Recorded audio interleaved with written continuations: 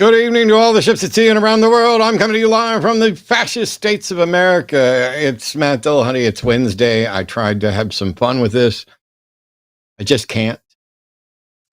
So we're going to start with the obvious. A Minneapolis Catholic school. There was a shooting. A couple of kids are dead. It is the fourth deadly shooting in Minnesota in the past 24 hours. Minnesota, under Governor Tim Walz, generally been one of the better states on crime and violent crime, but they've had a resurgence. And this is the fourth deadly shooting in 24 hours, not to mention the fact that back in June, a gunman killed a state lawmaker and her husband and left another lawmaker injured. News organizations have posted that they found posts from the individual in question, fantasies about killing kids, and that the individual was trans.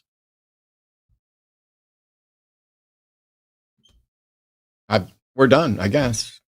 I mean, I'm not going to name the individual, because I prefer not to name violent murderers to give them any of the attention that they might have been seeking. But court documents show that this individual changed their name from Robert to Robin in 2020. And I've heard reports that they were non-binary, went by they, them pronouns. And so, yeah, clearly trans people are just the worst. I mean, we should all be more scared of them than we were the last 500 times they tried to do a message saying how bad it was. People are dead. Investigative recorder Ryan Reich found videos on YouTube that were believed to have been created or belong to the killer. The videos show an arsenal of guns and ammunition and what appears to be a handwritten 4-page manifesto. The video showed all of that, and the letter addressed to friends and family talks about how they don't expect forgiveness, and they apologize for the effects that their actions will have on the lives of the people they're sending a message to. First of all, fuck you. Whether or not you expected forgiveness or not, I don't give a shit. I don't know why you're apologizing to the people you cared about while killing other people, but I'm trying to make sense out of something that's senseless. They claim they were corrupted by this world and have learned to hate what life is. And on the second page, they say, I've wanted this for so long. I'm not well. I'm not right. I'm a sad person, haunted by these thoughts that do not go away. I know this is wrong, but I can't seem to stop myself. I'm severely depressed and have been suicidal for years. Only recently have I lost all hope and decided to perform my final action against this world. If this is true, they signed their letter with their name and the dates 2002 to 2025. They reportedly shot themselves on the scene. And if all of this is true, we may never have access to anything approaching truth in situations like this, but this will be talked about more than any comparable incident and used to further marginalize and vilify trans folks. So, fuck you, Robin. Fuck you for killing people.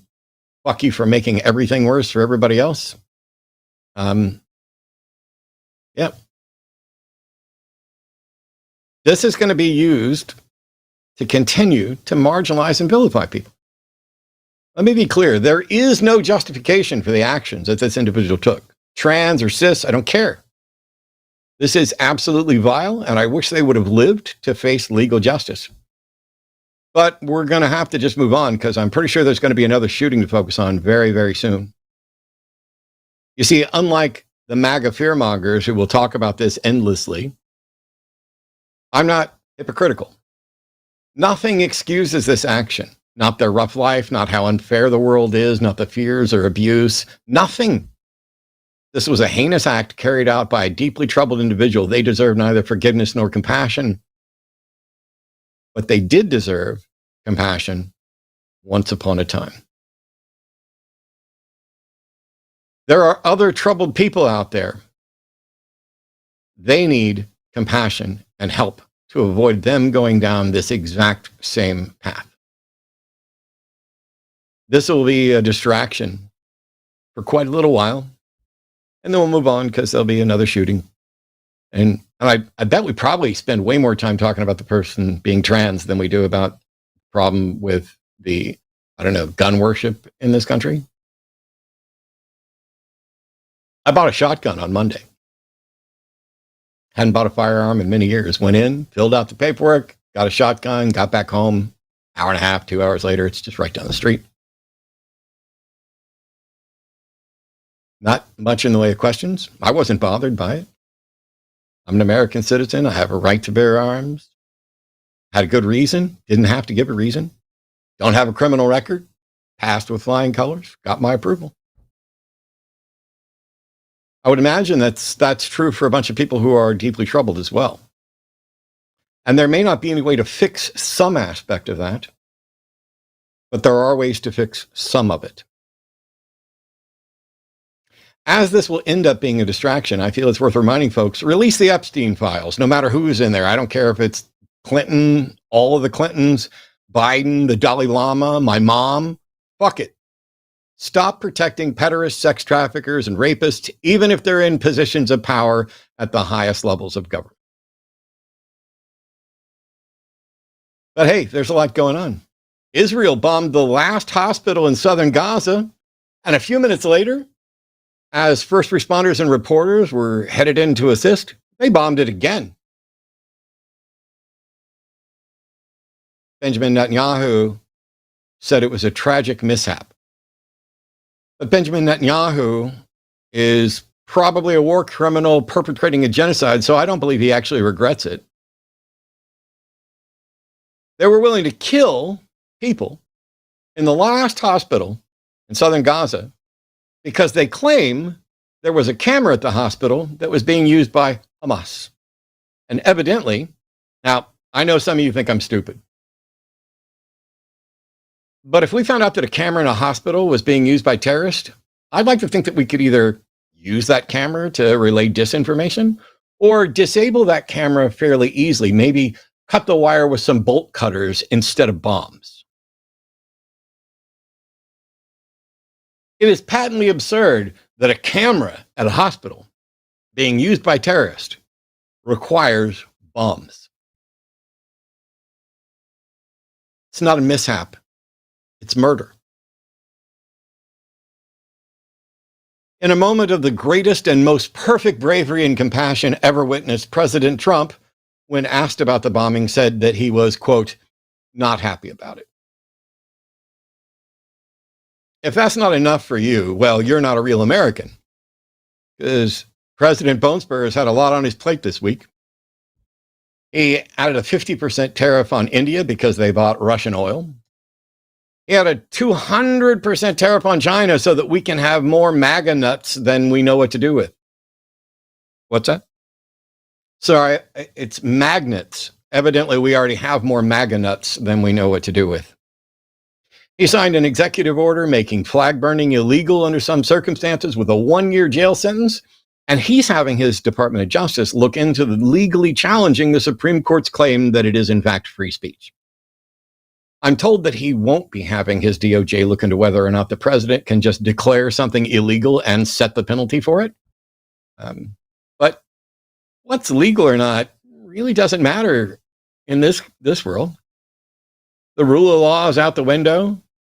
Precedent is out the window. The Supreme Court bought and paid for. The Republicans and Democrats seem to be bought and paid for across the board.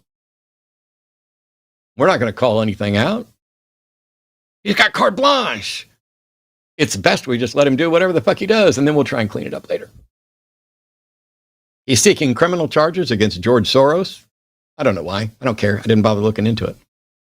His administration raided John Bolton. He really doesn't like South Park or Seth Meyers. He fired Federal Reserve Governor Lisa Cook the other day. She's suing. It was a completely unprecedented act in the 111-year history of independence of that organization, because Trump accused her of mortgage fraud.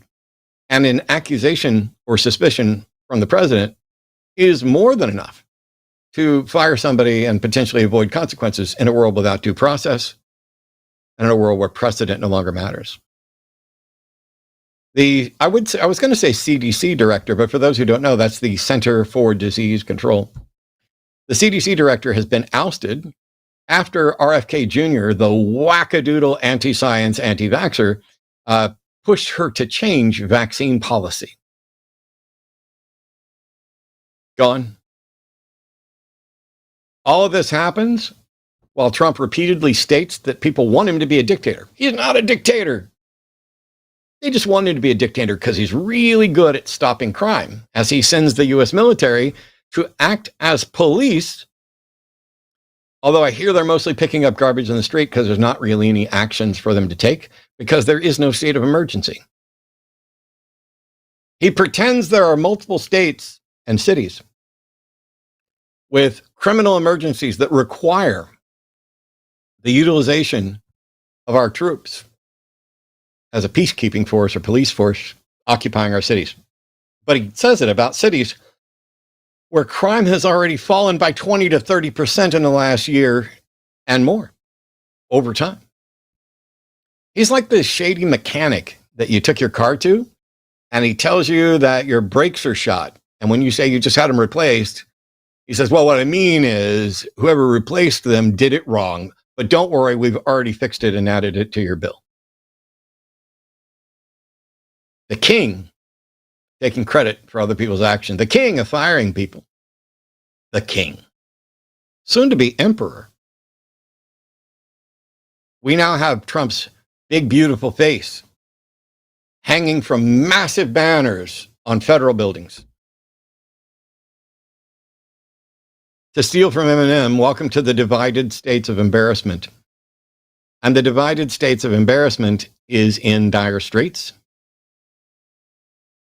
And because we are in dire straits, I will be continuing to fly my flag upside down in the international symbol of distress, as I did when I went live to talk about his flag burning thing. We need help. We need help from any elected officials who still have a spine. Anyone who can get out from under whatever corporation bought them out. If it's Intel, you're in luck because we now own part of that. Yay, socialism. Let's take it all over. The United States needs help.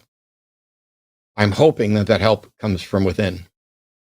Because the spoiled brats living in the United States who, I got mine, fuck you if you can't get yours. That's their mentality. Confused, lied to, hateful. Those individuals aren't going to help. They're part of the problem. And if we don't have people in this country who are willing to stand up for what's right, to vote and encourage others to vote while you still have some hope of voting, to engage with the people who are supposed to work for us, who have abandoned their duty to allow traitors to the Constitution to take over and run our country. If they don't do something, those spoiled Americans are going to find out what it's like to have foreign boots on the ground in the United States. Almost nobody in the United States has much of a recollection of war. A number of Vietnam vets certainly do. The last time the United States faced a massive war, World War I, World War II, when you ask the people, like when I talked to my grandmother, who lived through that, we were united. We knew what was right. And even if we weren't completely correct, we were still doing it with the best of intentions. Is that still true? Is there anything left to save? I'll be flying my flag upside down until we see some serious improvement. Because it's frustrating watching there be no consequences for people's actions. It's frustrating watching due process and the rule of law get set aside. Supreme Court not caring about precedent. Lower courts making rulings that just get ignored. If you make a ruling that he doesn't like, you're probably going to be challenged and maybe fired or ignored. I took an oath when I joined the United States Navy. I served for 8 years, Operation Desert Shield, Desert Storm, Provide Comfort, and a bunch more that I could rattle off. It doesn't matter. I had it easy. I sat on an aircraft carrier and watched planes take off and bomb citizens of another country under potentially false pretenses and probably for oil for days. I'm a veteran of a foreign war. You won't find me at a VFW hall. You won't find me engaged in the jingoistic, rah-rah, let's rename the Department of Defense the Department of War. Because I'm not a fucking warmonger. My tattoos are about me. My tattoos are not about the Third Reich or white supremacy. They're not about how macho I am, how I want to lead the Department of War. So I'm a hopeless, unqualified, alcoholic former Fox News host.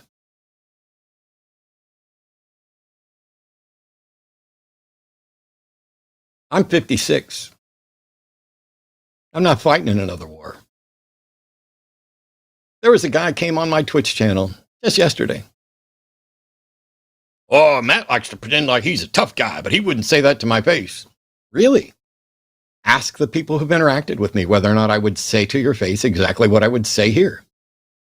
There's no window dressing. This is me. You get what you see. Ask Daniel Hikikichu, who dared to suggest during a debate that I wouldn't say that to his face. And I got up and walked over and said it to his face, and he sat there like a little baby because I proved him wrong. He thought he could bully me, but he can't. What would I have done? He's bigger than me. Yep. He could knock me out. Probably so. He could probably whoop my ass left and right.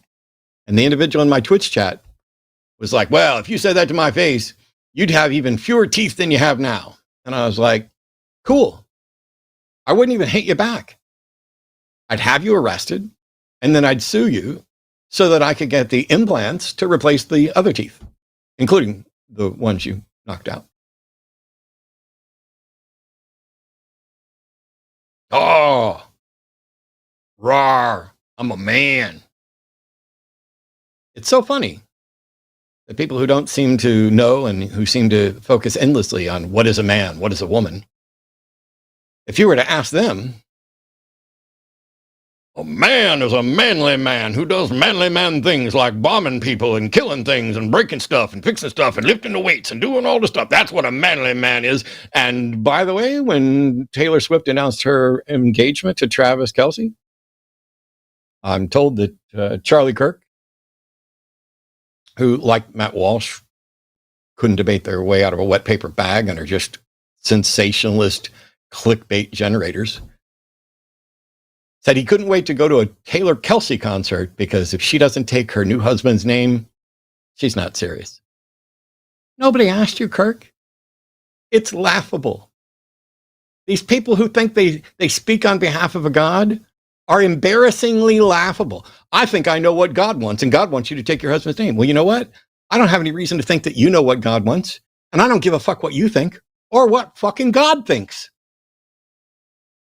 because I care about human beings. I don't give a shit about a God. I don't give a shit who's in the Epstein files. Release it all.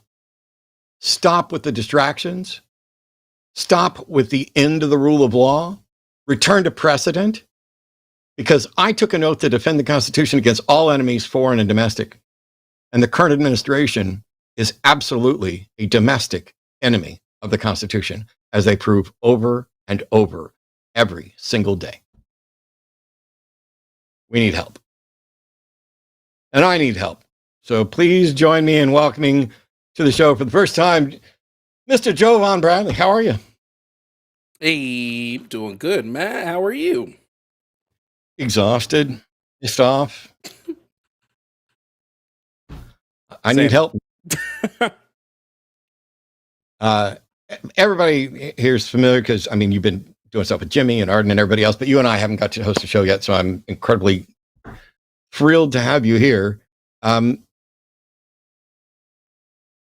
I just rattled off the news that I gathered real quick over, I don't know, an hour before the show. I mean, some of it I'd heard before, but this is too much for anybody to focus on. How on earth can we hold people's feet to the fire for not being aware of 99% of the atrocities? And yet we have to, because they're excusing them through ignorance and apathy. Well, I mean, it's rough too, because this is what we do for a living, and I spend hours when I'm not online just reading the news, and even I can't read all of it and then you also have people who, where do they get their sources from? Where do they get their news from? How do they like, not a plug, but that's why I use like Ground News and stuff, because they'll actually tell you, hey, this source leans left, this source leans right. It becomes a challenge to keep it all like in your brain and actually focused, You can ask Arden. I did a little venting today on my Twitch stream not about this stuff. It was about bullshit related to another organization and some frauds and people, where I've avoided drama to try to save an organization that I no longer give a fuck about. So I'm spilling all the tea. I got 0 fucks left to give. But love that. Arden will tell you how frequently I have to ask her about a past interaction with someone where there was a problem and we no longer associate, or I don't want to have anything to do with them. And yet I cannot tell you why, because there's so much going on and my brain is pretty much, okay, you are now filed in this file and I'm moving on because I need to get onto something new. How are you figuring out what to focus on? Because I'm lost. So I guess with me, my laser focus right now is basically anything bordering on fascism. Since we're already there. You can't burn the American flag is one of the most fascist things that I've ever heard. So we're already there. So I'm laser focusing in on like that sort of stuff. Because I'm very much in the vein of like protecting people's rights and liberties as much as humanly possible. So there is so much you have to just ignore. Like, somebody will send me a video and like, look at what Trump said randomly here. And I'm like, I can't focus on every little crazy thing he said. Like, yeah, he said, oh, people want me to be a dictator. Maybe I'll be a dictator. Okay, cool. Instead of focusing on what he's saying there, I'm going to focus on the steps he's taking to do that more. Yeah. So I can't listen to, I would love to spend my whole day just debunking stuff Charlie Kirk says. But I have to just ignore most of it, because otherwise that would be 99% of the time I devote my day to. It's wild, because I'd love to find out what would be different about the world if you were in fact a dictator. What would you be doing different from what you're doing right now? Because I'm not convinced that there's anything stopping you from doing everything that you do as a dictator, apart from you haven't yet scrubbed the people who are going to be calling you out. Once you scrub the people who are likely to call you out, everything's welcome to North Korea. Well, one of the things I need people to realize too, when it comes to Trump is not conservative. Trump is not liberal. He's none of that. Trump is whatever gets him the most money. If Trump could have gotten to the power that he's at now by being a Democrat, he would have. It has nothing to do with his values. It has everything to do with him setting the stage. This is why he's removing protections in the FCC and the FTC. This is why he's removing agencies that target consumer-based lawsuits to help the consumer. He's doing everything he can to go after that. And all of that he would do. It didn't matter. Whatever party would put him in charge, he would have done that with.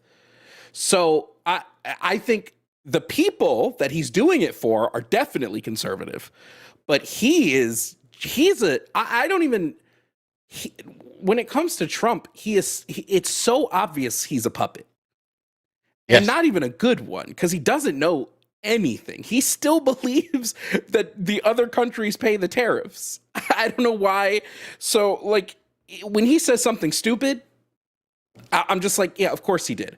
But the people that he's going for, like Palantir, all of these, who's the guy in his cabinet that literally co-authored Project 2025? All of these people, they are the ones we need to be worried about. So everybody is like, well, I can't wait for Trump is getting so old. I can't wait for him to go. I'm like, I'm more worried if he goes prior to election season and we get Vance in, because Vance will be able to get the stuff done. Trump's an idiot. Trump goes, I'm just going to go through an executive order, and then it gets challenged in court and shot down. Vance isn't stupid like that. Vance is not going to go, hey, let's put it in an executive order. He's going to try to get it passed through Congress. Trump can't get Congress to pass anything. So we're lucky in that vein that Congress can't, other than the bill, which they were going to pass anyway, whether Trump was in office or not, as long as Republicans had control of the House, that was going to get passed, the spending bill. But Vance might actually be able to get the Republican Party's Congress together to now pass legislation, which is going to screw us even further. And Jimmy said something to me the other day when we were talking about this that absolutely terrified me. And that is, if Trump dies and Vance becomes president,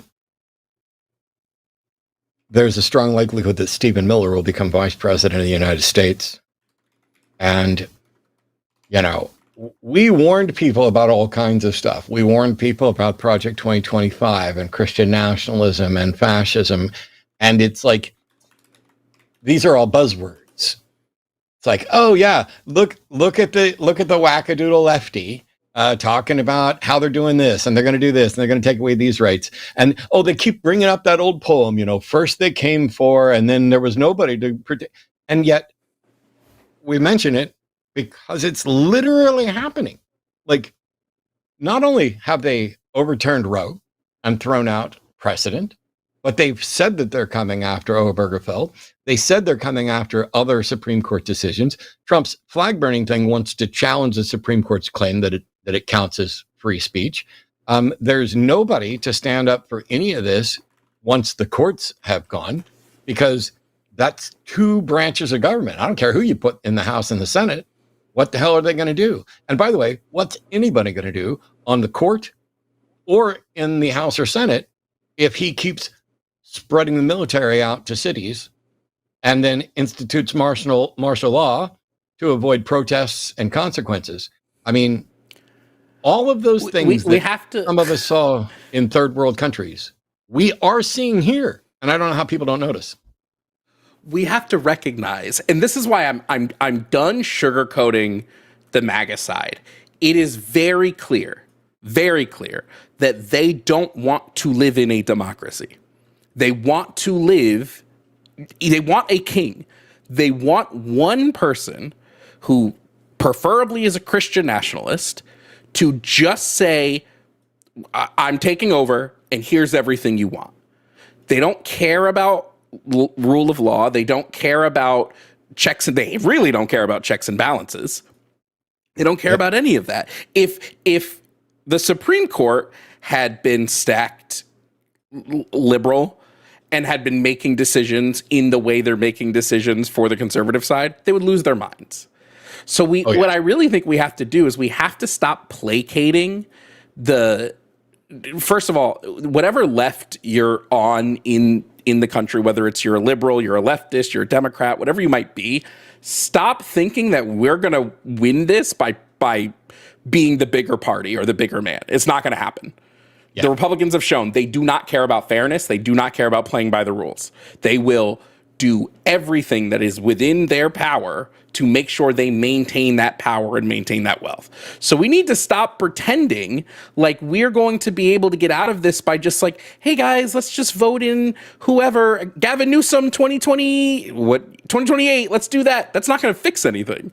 That's going to do nothing, especially when we look and the Democrats are losing voters by the millions. So I don't know what will get the the party anyway, what we'll get like the Democrats to actually be like, hey, maybe we need to actually do something instead of just placating to our rich base, because your rich base isn't who's going to get your party elected. It's the youth votes that are going to get your party elected, and the youth votes don't care about you at this point because you've shown no spine. Yeah, like zero. You know, I got my problems with Gavin Newsom. I like a lot of things about him, but I got problems with him too. However, I'll vote for him, instantly compared to a number of other options. The mockery that he's doing, it's, for the folks on the left, it's like brilliant and heartening that, oh, look, he's doing what Trump does to mock him, and that'll really show them, except they can't see it. It's like those AI generated pictures of Trump looking, ridiculously buff, like he could, bench Jason Momoa and Andre the Giant or something like, they think that's accurate. The people who are like, if you want America to be like North Korea, the most North Korean thing is watching Trump post pictures of himself. It's almost like he's gonna also be like, hey guys, I don't poop. I don't know if you know this, but I've never pooped in my life. My body is 100% efficient. I use all of the McDonald's and hamburgers and ketchup that I take in, but they've got Texas, where I live, attempting to gerrymander for the express purpose of gaining 5 seats.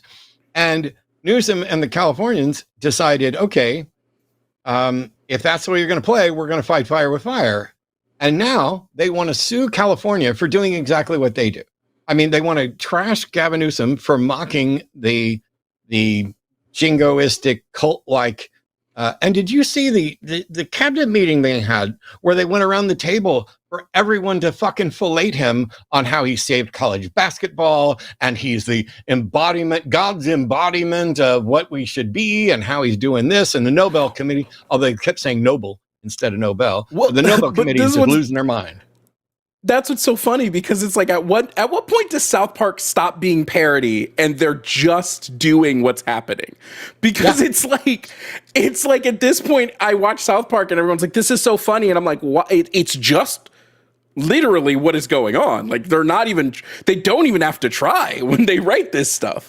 And you look at the way, just the disinformation campaign that goes along with it, where they're like, oh, well, Newsom can't do this, it's illegal, he can't just make the change. It's just like, well, he's not. California's voting on whether they should change their law so they can make the change. They're not doing it Texas, where they're just making the change.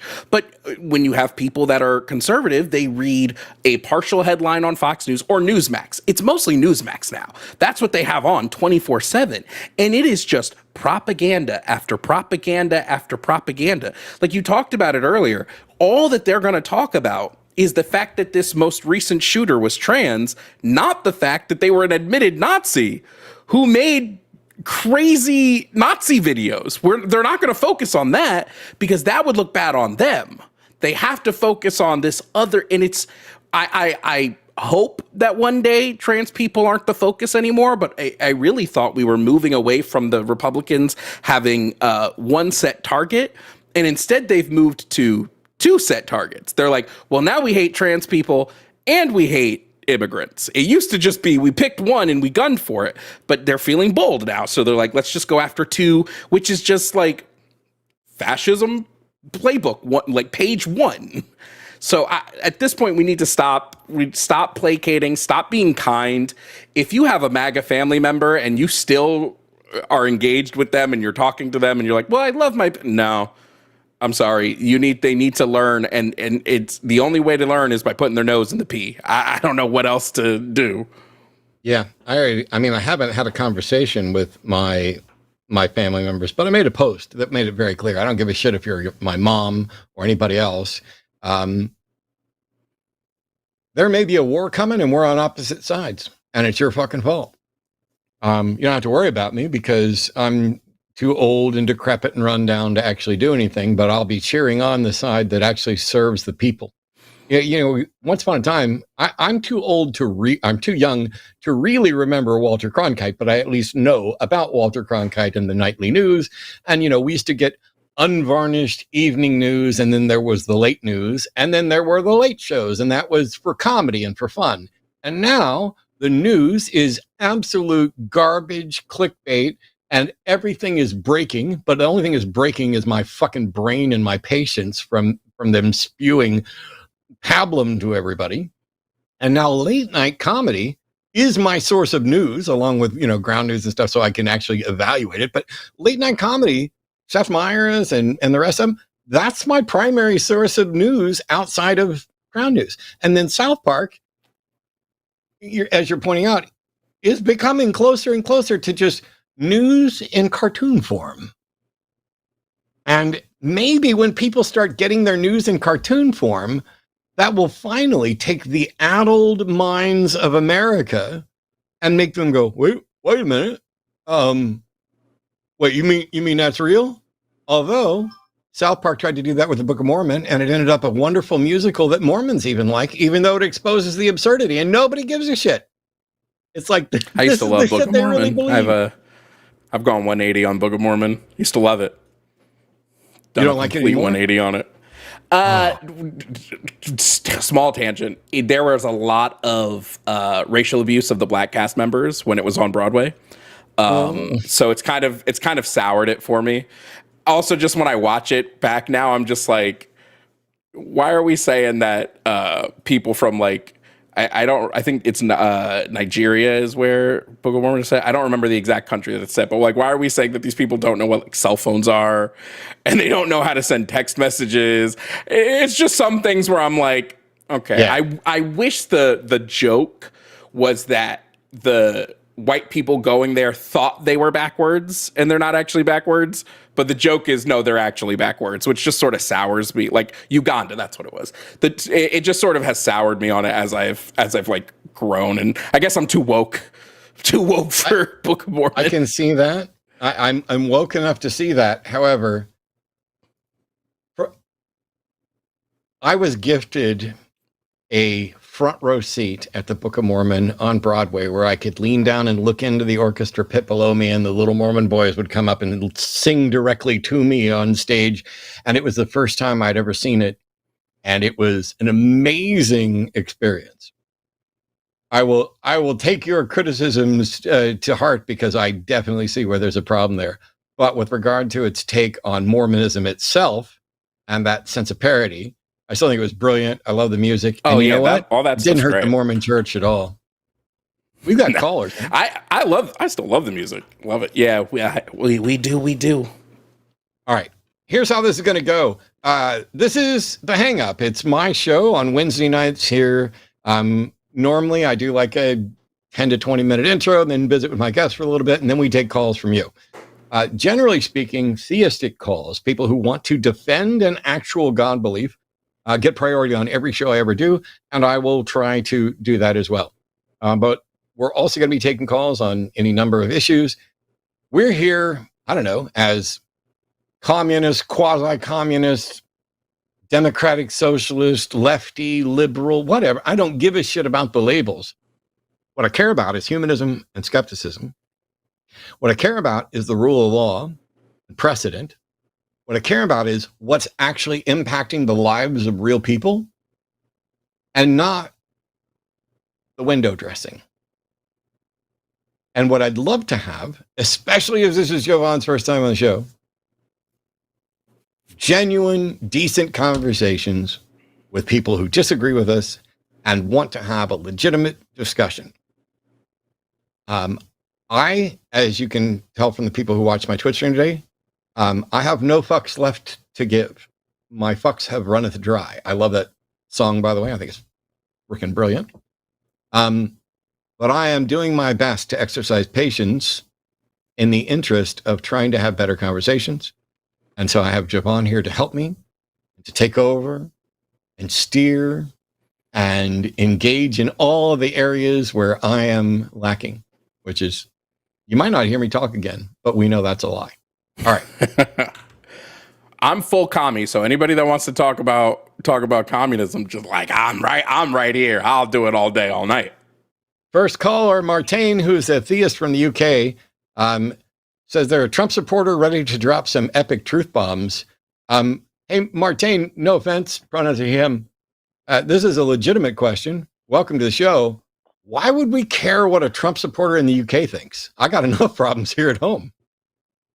Well, you actually asked me the same question when I was on last time, and I remember saying you didn't have to care, and then you hung up very quickly. So, or you obviously don't have to care what I think, but if you want to learn, if you want to educate yourself, it's best to listen to what experts have to say. So, okay, yeah, I think educate us.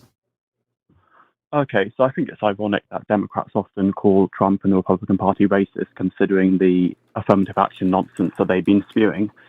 If we look at affirmative action in the US, it is a contentious issue and it does divide popular opinion, but it's very clear that it does discriminate on the grounds of race. So I think my first big reason to support Trump is to ultimately stand up for what's right and to fight back against affirmative action. Cool. Affirmative action doesn't exist, friend. Pardon? Hasn't existed for years. Affirmative action does not and has not existed for years. Well, I think since 2023, it's been struck down by the US Supreme Court. So you are right. Stopped well before that, friend. Nope, stopped well before that. No, that's not correct. If you look at the literature, you will find that. Pardon? He's not looking at the literature. He's looking at the law and the practical effects. This is why they went after woke and DEI, because there was no more affirmative action for them to actually go for. So they went for the next best thing or the next worst thing from their perspective. But do you not think that for example, there's plenty of things that I disagree with and people on, and there's things that I agree on. I think qualified individuals and their criteria should be, their qualifications should be the primary thing. But if we're in a position where we've created a system that unnecessarily and unfairly excludes or devalues some individuals, do you not think that we should do something to try to correct that? So in terms of affirmative action, I think what proponents use is often a conflation tactic. What they do is they conflate. I didn't ask you to talk about what people use or what tactics they use. I asked a very specific question about what obligation we might have to make up for systemic, implicit bias in our laws and hiring practices. Well, I actually think more importantly, Martin, can you just tell me what you think affirmative action is? So I would argue that affirmative action in terms of race is giving preferential treatment often to Native Americans, Black and Hispanic candidates, particularly in the university admission system. I would say that affirmative action in terms of socioeconomic... Oh, great. That doesn't exist. Beautiful. So in terms of the Harvard versus Students for Fair Admission case in the Supreme Court, that was in 2023. So you're right to claim that affirmative action doesn't exist anymore, but it hasn't existed since 2023. Didn't exist before that either. Yes, it did. I didn't. It did exist. Yes, it did. It did not. On that point, I'm sorry. I hate to break it to you. When we look at like college admissions, white Americans were still overwhelmingly, even if we're looking at per capita numbers, they were overwhelmingly the people who are being accepted into colleges. And we will look at college aid. They are the bulk recipients of both need-based and merit-based financial aid, more so than their population numbers. So like if that's the case, it doesn't seem like anybody else is getting preferential treatment when they're getting the bulk of everything. That's not preferential treatment to another person, right? No, so here's where the fallacy begins. Just because your group is underrepresented or just because your group is overrepresented doesn't mean that you can't claim that discrimination has occurred. So, for example, I'm a big track and field fan. No, hold on, because you're making a mistake here. It's not that we're claiming that discrimination isn't occurring. Hold on. It's that your claim is that the other people are getting preferential treatment. How can they be getting preferential treatment? Yes, you did. You said preferential treatment like verbatim. I wrote it down. I'm writing down what you say. So you said preferential treatment. If you want to amend that, we'll go off the amendment of what you want to say instead. No, I don't want to amend what I said. I want to continue saying that preferential treatment existed. Can I cite my source, please? You can cite whatever source you want, sure.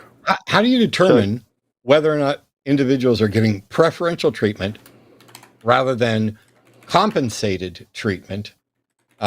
Because I would agree that just because there are more white people being admitted to colleges than there are black people in a number of circumstances, that doesn't mean that anything necessarily unjust has happened, because it could just be that white people are just way better than black people, right? So in terms of, I just want to start my source. My source is a book by Kenny. I'm sorry, I just asked, I don't know why this is so difficult for you, Martijn. Like, I'm asking questions and you're refusing to answer them. No, I'll answer every question. Okay, then answer the question I just asked. Is it a possibility, a likely possibility, that white people are just better than black people? So if we look at genetic research and race, we find that, as some commentators say, race doesn't exist at the biological level. There's no meaningful behavioral or psychological differences between the races. So no, whites are not better than blacks, or Asians are not better than whites. How would you explain the disparity? Yeah, you had Jovan ready to go. How would you explain the disparity then in the admissions rates? So this is a fallacy that Thomas Sowell talks about a lot. He's a former professor at Harvard. The simple fact of there being a disparity doesn't logically... Martijn, are we in agreement that there's a disparity in admission rates that is divided along racial and ethnic lines? So if you look at Ivy League admissions, and this is cited in the book by Kenny. Sorry, I don't know why this is so difficult. That was a yes or no question. Yeah, I know what happens on this show. You sort of give your callers yes/no questions, and the sort of the got your questions come out. And No. I'm sorry, but you don't know what happens on the show. You see, people who are honest interlocutors don't ever get down to the "let me treat you like a fifth grader" or a first grader method of yes or no questions. I'm trying to get to some kind of understanding here, but all you want to do is cite names that I don't give a fuck about and avoid the questions that I think are relevant. And so I don't care who you reference. I'm asking you, if we agree that there's a disparity in admissions rate at colleges as one example, what is your explanation for that disparity if you're already acknowledged that it's not just because white people are probably better than black people? So what's the reason for the disparity? So you can find a disparity that exists between whites and Asians. Asians are doing better than whites, and it may just be the case that there are cultural differences. There may be greater levels of interest in the Asian community when it comes to going to Harvard. So Asians, on average, are overrepresented in Harvard. And the point that I'm trying to make is the simple fact of there being a disparity doesn't logically entail that there's been discrimination. Okay, so, wait, real quick. This is super important. What was the Harvard case about? Yeah, great question. So the Harvard case was Harvard and I believe a North Carolina university versus a group that calls itself Students for Fair Admissions. Students for Fair Admissions essentially sued Harvard, saying that Asian students had been discriminated against unlawfully. They acknowledged that although Asians were overrepresented, that didn't entail that they hadn't been victims of discrimination. So can I give a quick analogy? No. Once again, you're saying you're pretending like I made a case for something when I didn't. I asked you what the explanation was for the disparity, and you, instead of giving an explanation for the disparity, suggested that if there is a disparity, that doesn't logically entail that it was unjust. And I never said it was at all. So let's stop arguing against a straw version of what I'm saying and just answer the question. So once again, what's your explanation for the disparity in admissions rates? I would probably cite Thomas Sowell's explanation. The simple, reality isn't linear. There are lots of different people, there are different cultures, there are different beliefs. And I don't necessarily need to give a sophisticated explanation for every single thing under the sun. So basically your answer is you don't know and you don't care. So let me ask you, what about Trump is worth supporting, apart from the fact that he probably also doesn't know and doesn't care? What's worth supporting is the fact that under Donald J. Trump, Asian Americans finally achieved equal rights under the law. And that's a very proud moment for many in the Asian American community, that ultimately they were no longer discriminated against. And cool. I'm very proud of the president. Well, cool. Are you proud of the president for all the other things, like the tariffs, the elimination of Roe v. Wade, the elimination of the feuds with the Supreme Court and the replacements there, the police state that he's implementing right now. So I agree with Trump on some issues. I disagree with him on others. I think he was wrong to pull out of Paris during the first administration. I tend to support free trade, so I don't agree with him on everything. Some of the things the Democrats believe are just so ridiculous these days that it's hard to imagine why anyone. What is something the Democrats believe that is just so ridiculous? Because I'm not a Democrat. Well, okay, I don't agree with him on everything. Okay, I'll give an example of one of the sort of real Everest of woke insanity, which is trans athletes. That's something that no sane person could defend. And I got to tell you, as someone from New York, the world's kind of what? Yeah. So hang on. How many trans athletes are in the NCAA? Is it 10? I don't know. It's less than that, actually. How many of them are taking over and winning and dominating in various fields? You need to look at the science. And I'm sorry, I asked a specific question, and I am looking at the science and the actual data. And yes, I am. You're in here spewing information that is incorrect and avoiding answering the question again. You don't know what impact have trans athletes had to sports. They have undermined the credibility of female sport, because if you allow a man, no, they haven't.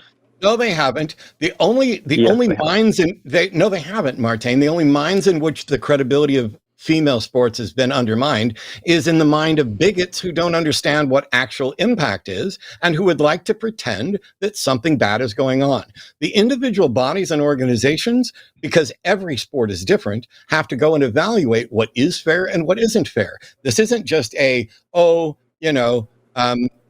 Andre the Giant gets to say, I'm going to compete in the women's field in weightlifting anymore. That is not happening. That is the cartoonish aspect of what's happening.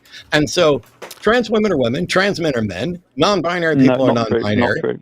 It is absolutely true. It's right there in the name. Real quick, before we move down the path of Martin explaining that he doesn't know the difference between gender and sex, which I feel is coming soon. I just want to really quickly hold on. I want to quickly touch back to something that he's sort of skirted and avoided when Matt asked you why these disparities exist.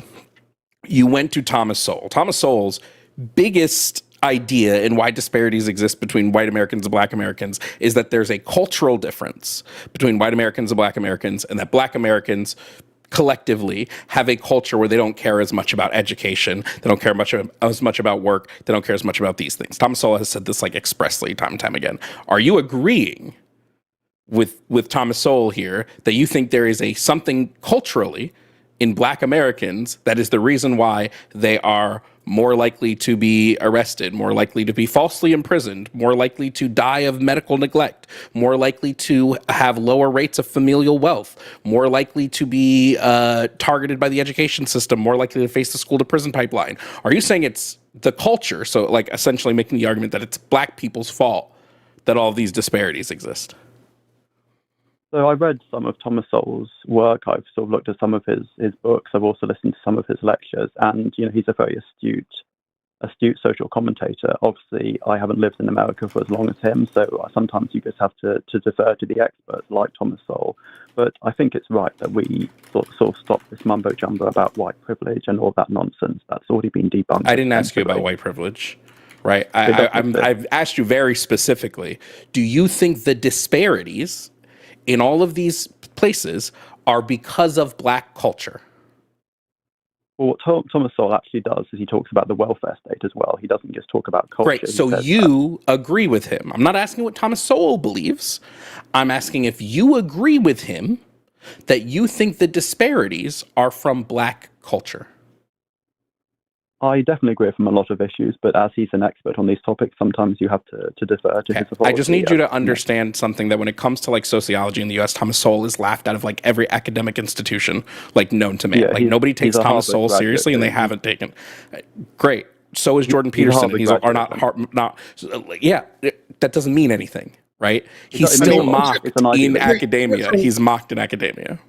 You're from the UK. Richard Dawkins is an incredibly impressive and well-credentialed biologist, and yet he's a transphobe who I've shared a stage with. Phobe.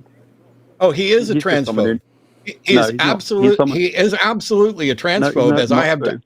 Martin, if you keep trying to talk over me, I'm going to have to mute you, and I'd rather not do that. So just stop.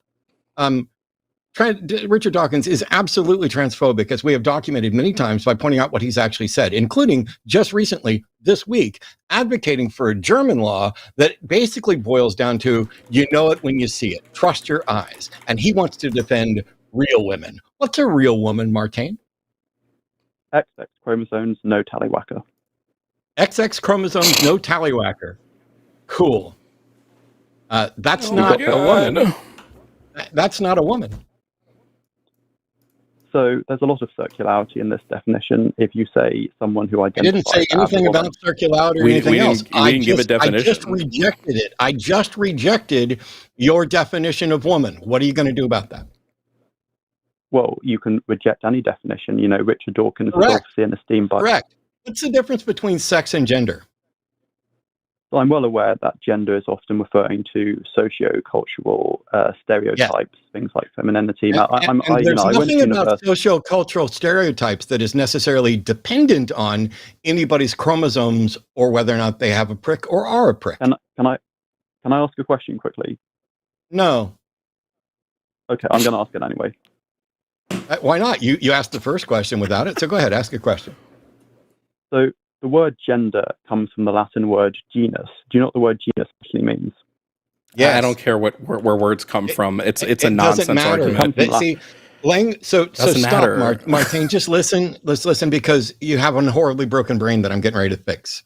The origin of a word is completely independent from how it's used. Language is our bitch, which is why we don't talk the way Shakespeare talked. And so the origin of the word doesn't matter.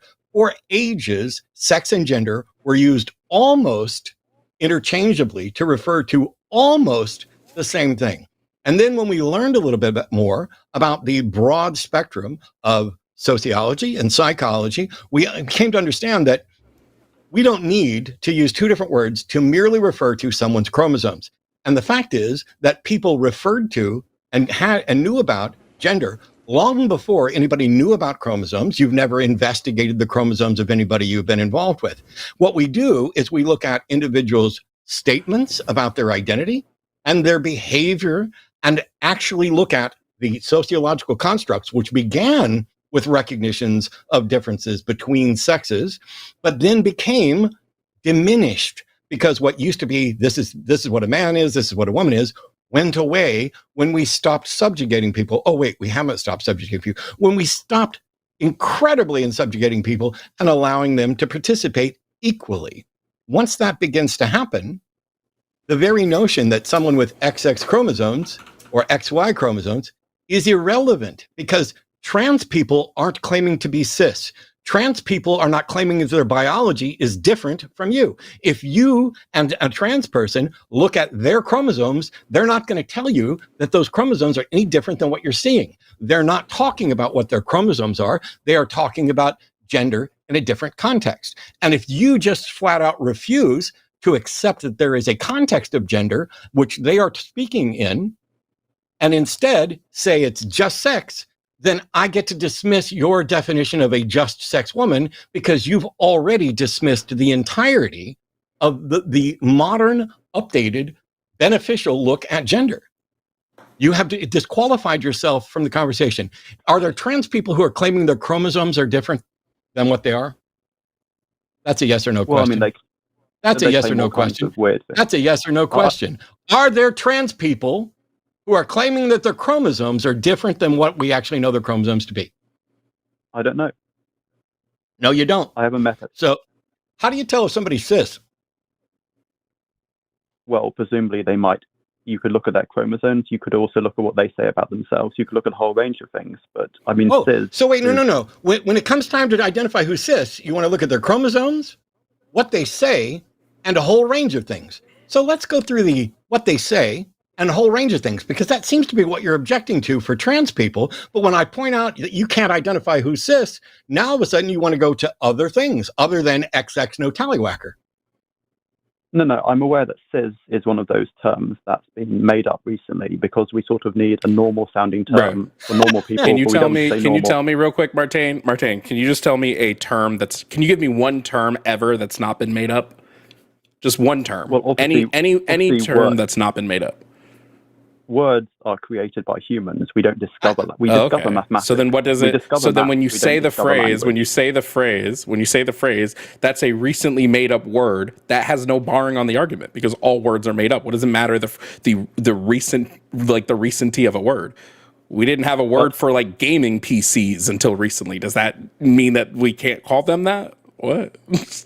So cis goes back to Latin origins, and as somebody who tried to do this a minute ago, going back to the origin and etymology of a word, you should know how silly this is for you to try to object to something just because of a modern usage. Some of us are living in the modern world and not the antiquated world.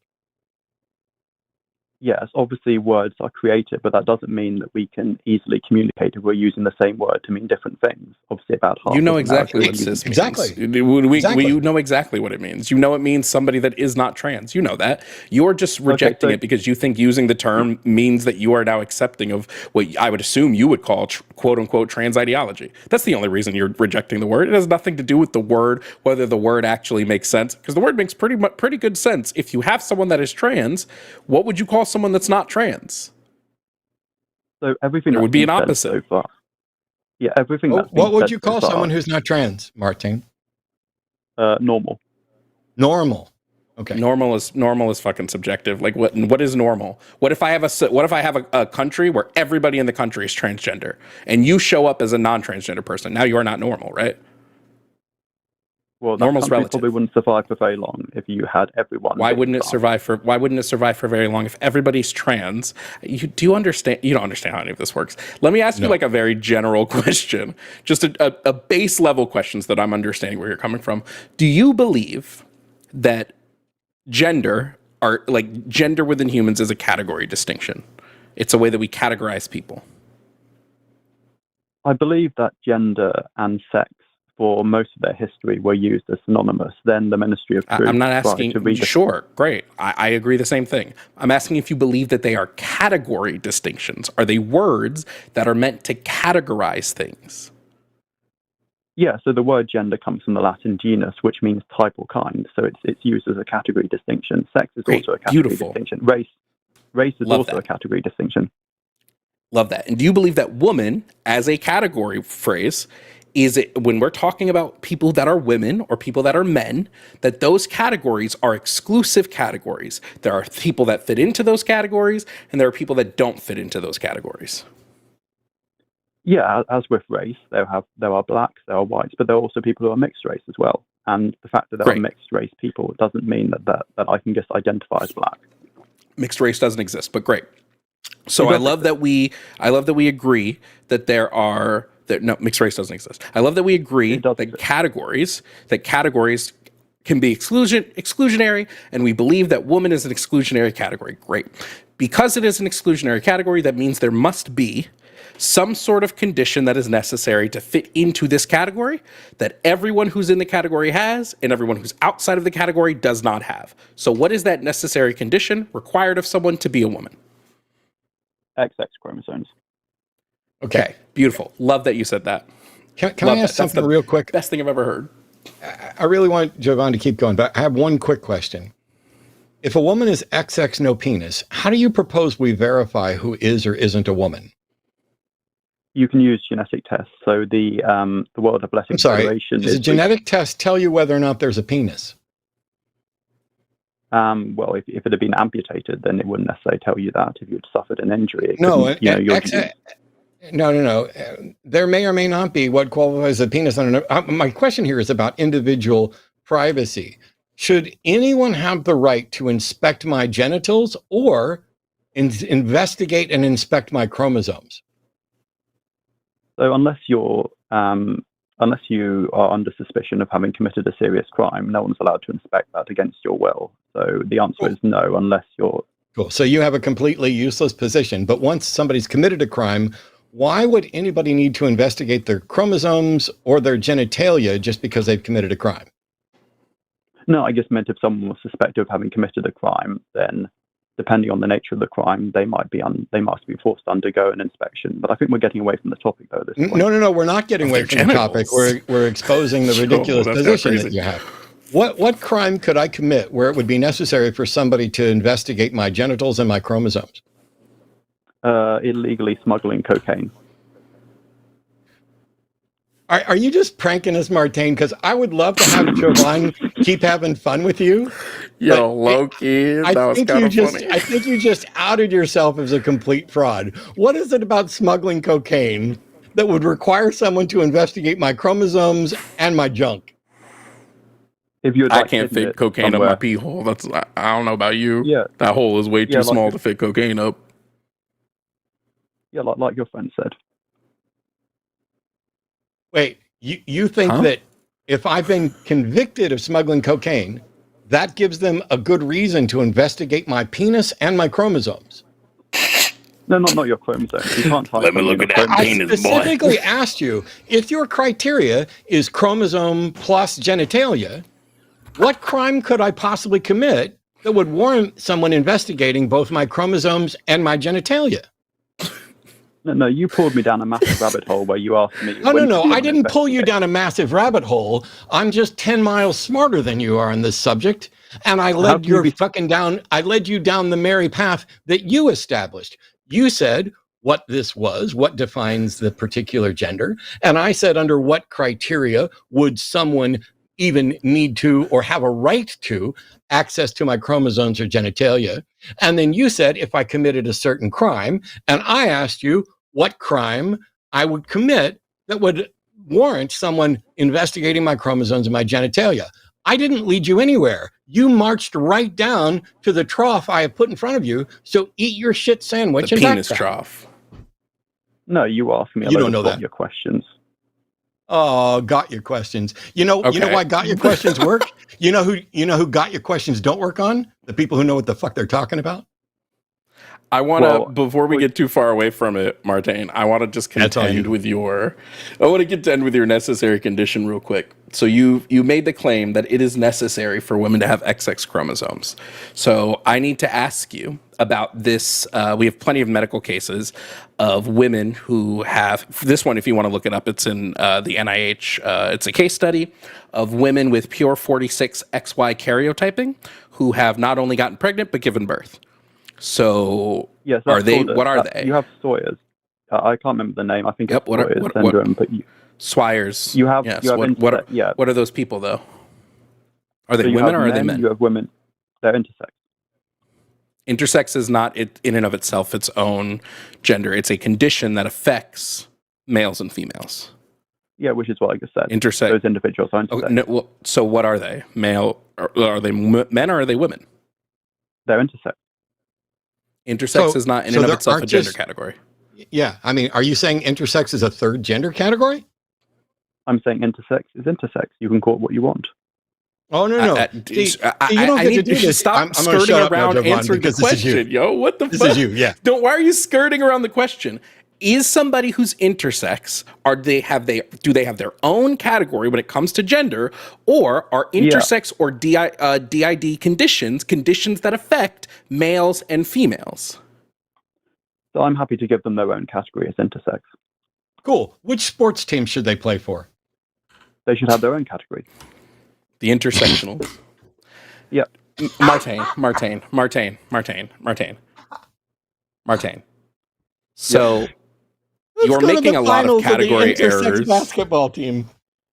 You're making like a ton of category errors here, and it's no, I'm not. Honestly, I'm it's people. Honestly hilarious. No, you aren't.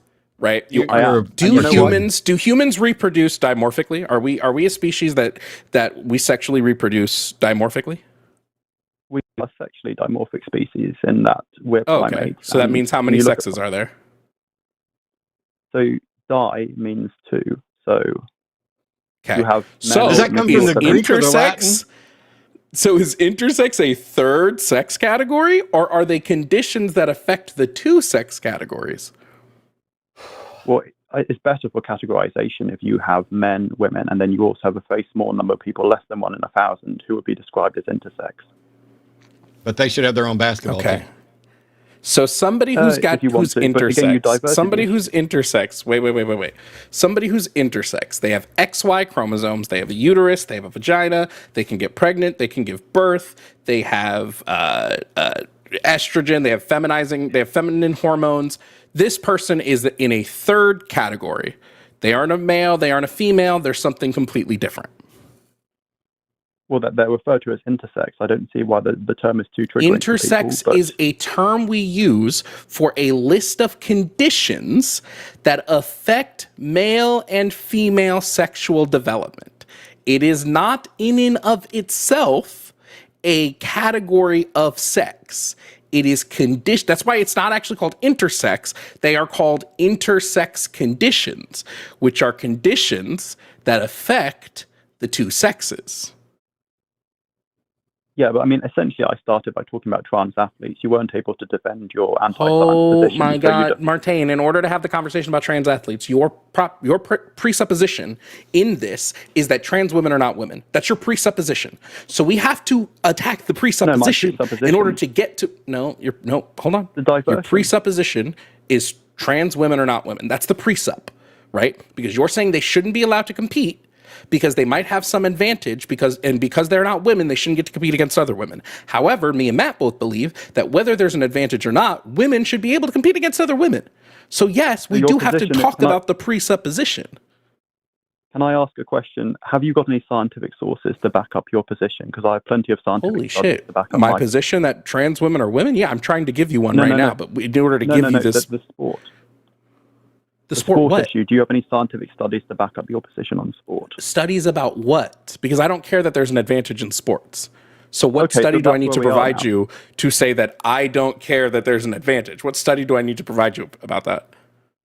Well, now you've told me. My argument is whether there's an advantage or not, if you're a woman, you should be able to compete against women. That's my take. Okay, so this is where you're wrong, because ultimately you're trying to dichotomize sex and gender, but you're ignoring the fact that categories in sport are based upon sex, not upon this notion of gender that has been redefined recently. So even if we accept the dichotomy between sex and gender, it still doesn't logically follow that we have to have... Okay, so wait. Okay, great. So you accept that trans women are women. Now we can move on to whether the sexes should be competing in sports. It's totally fine. If you want to accept that trans women are women, if you want to accept this, then we can move on. If you don't want to accept this, this is the way we have to have the argument first, right? I accept. Because now the conversation becomes if you have a genetic advantage in sports, should you be allowed to compete with people without that genetic advantage? No, that's begging the question. That's a fallacy. It's not begging the question. Begging the question is a fallacy, but that's not begging the question. The issue here is that you're establishing a criteria where the dividing line on sports and seemingly all sports should be chromosomes only, and then you can ignore any genetic advantages or disadvantages that might come out of that. I'm not ignoring. I'm not fucking finished talking, so you should stop saying no. Is that pretty clear there, Martijn? It's pretty clear, but what's also clear is that we need to look at the science. I'm sorry. Evidently, it wasn't clear because right after you said it was clear, you decided to run your fucking mouth again, and that's just not going to work for me. Are we clear? Yep.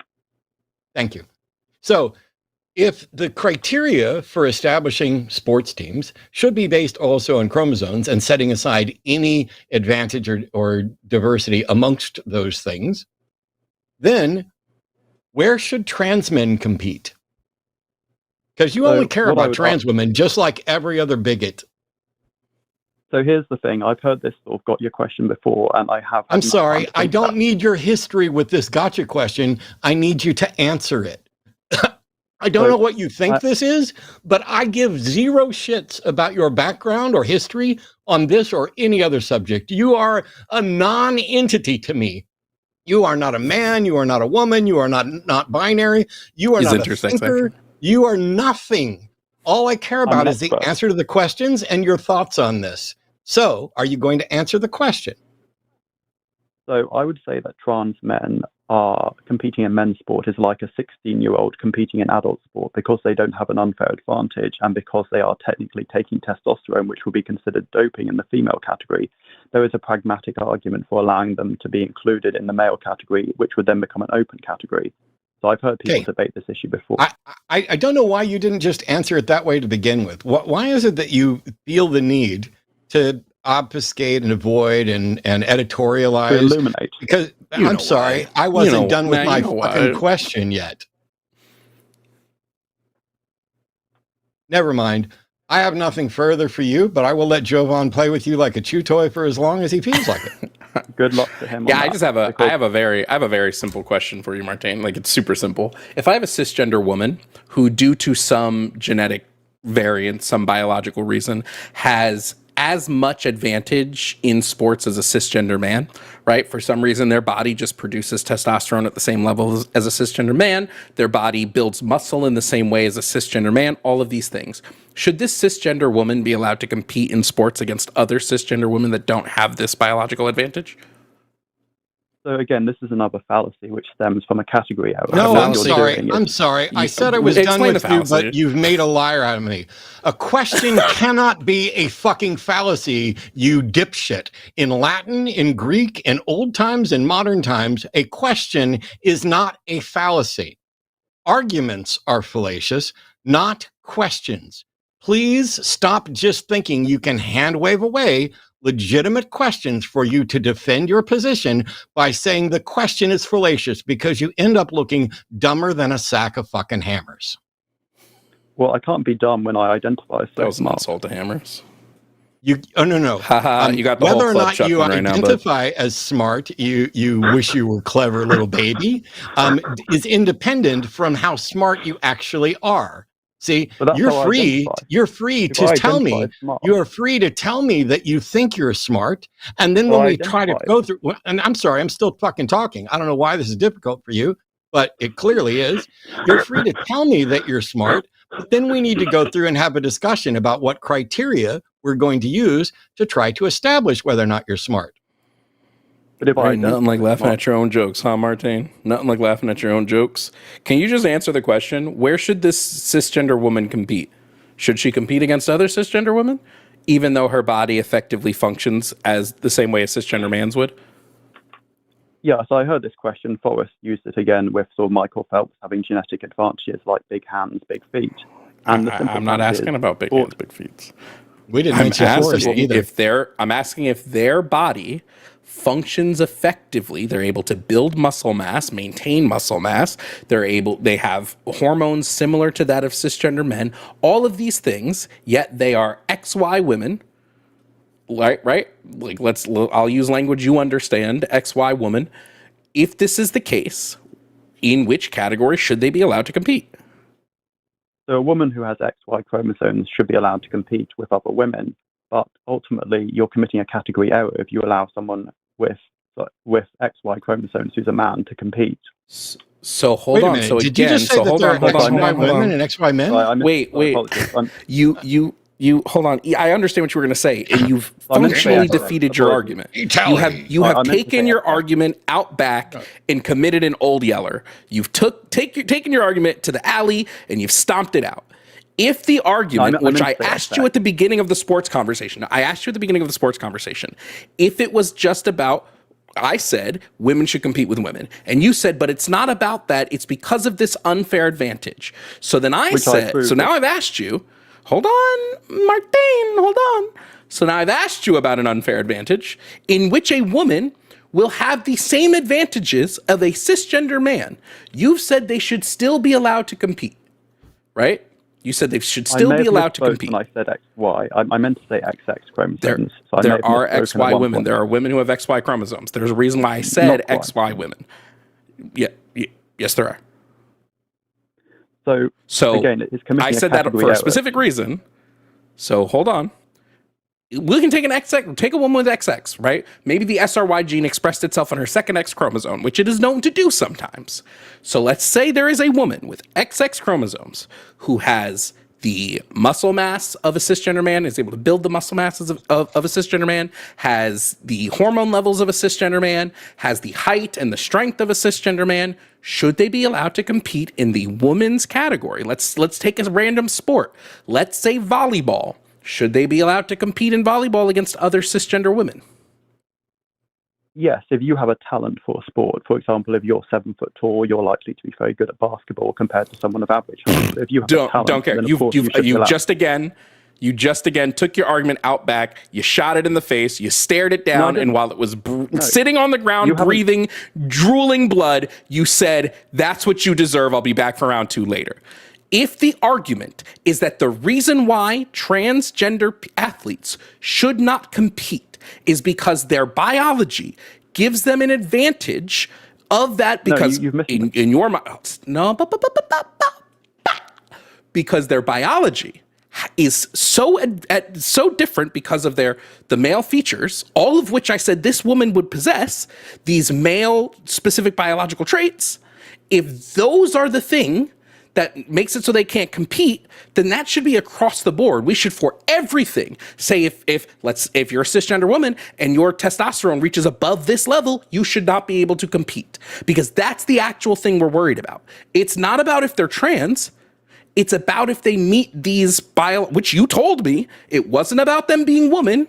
It was about them having these advantages. So now the advantages don't actually matter.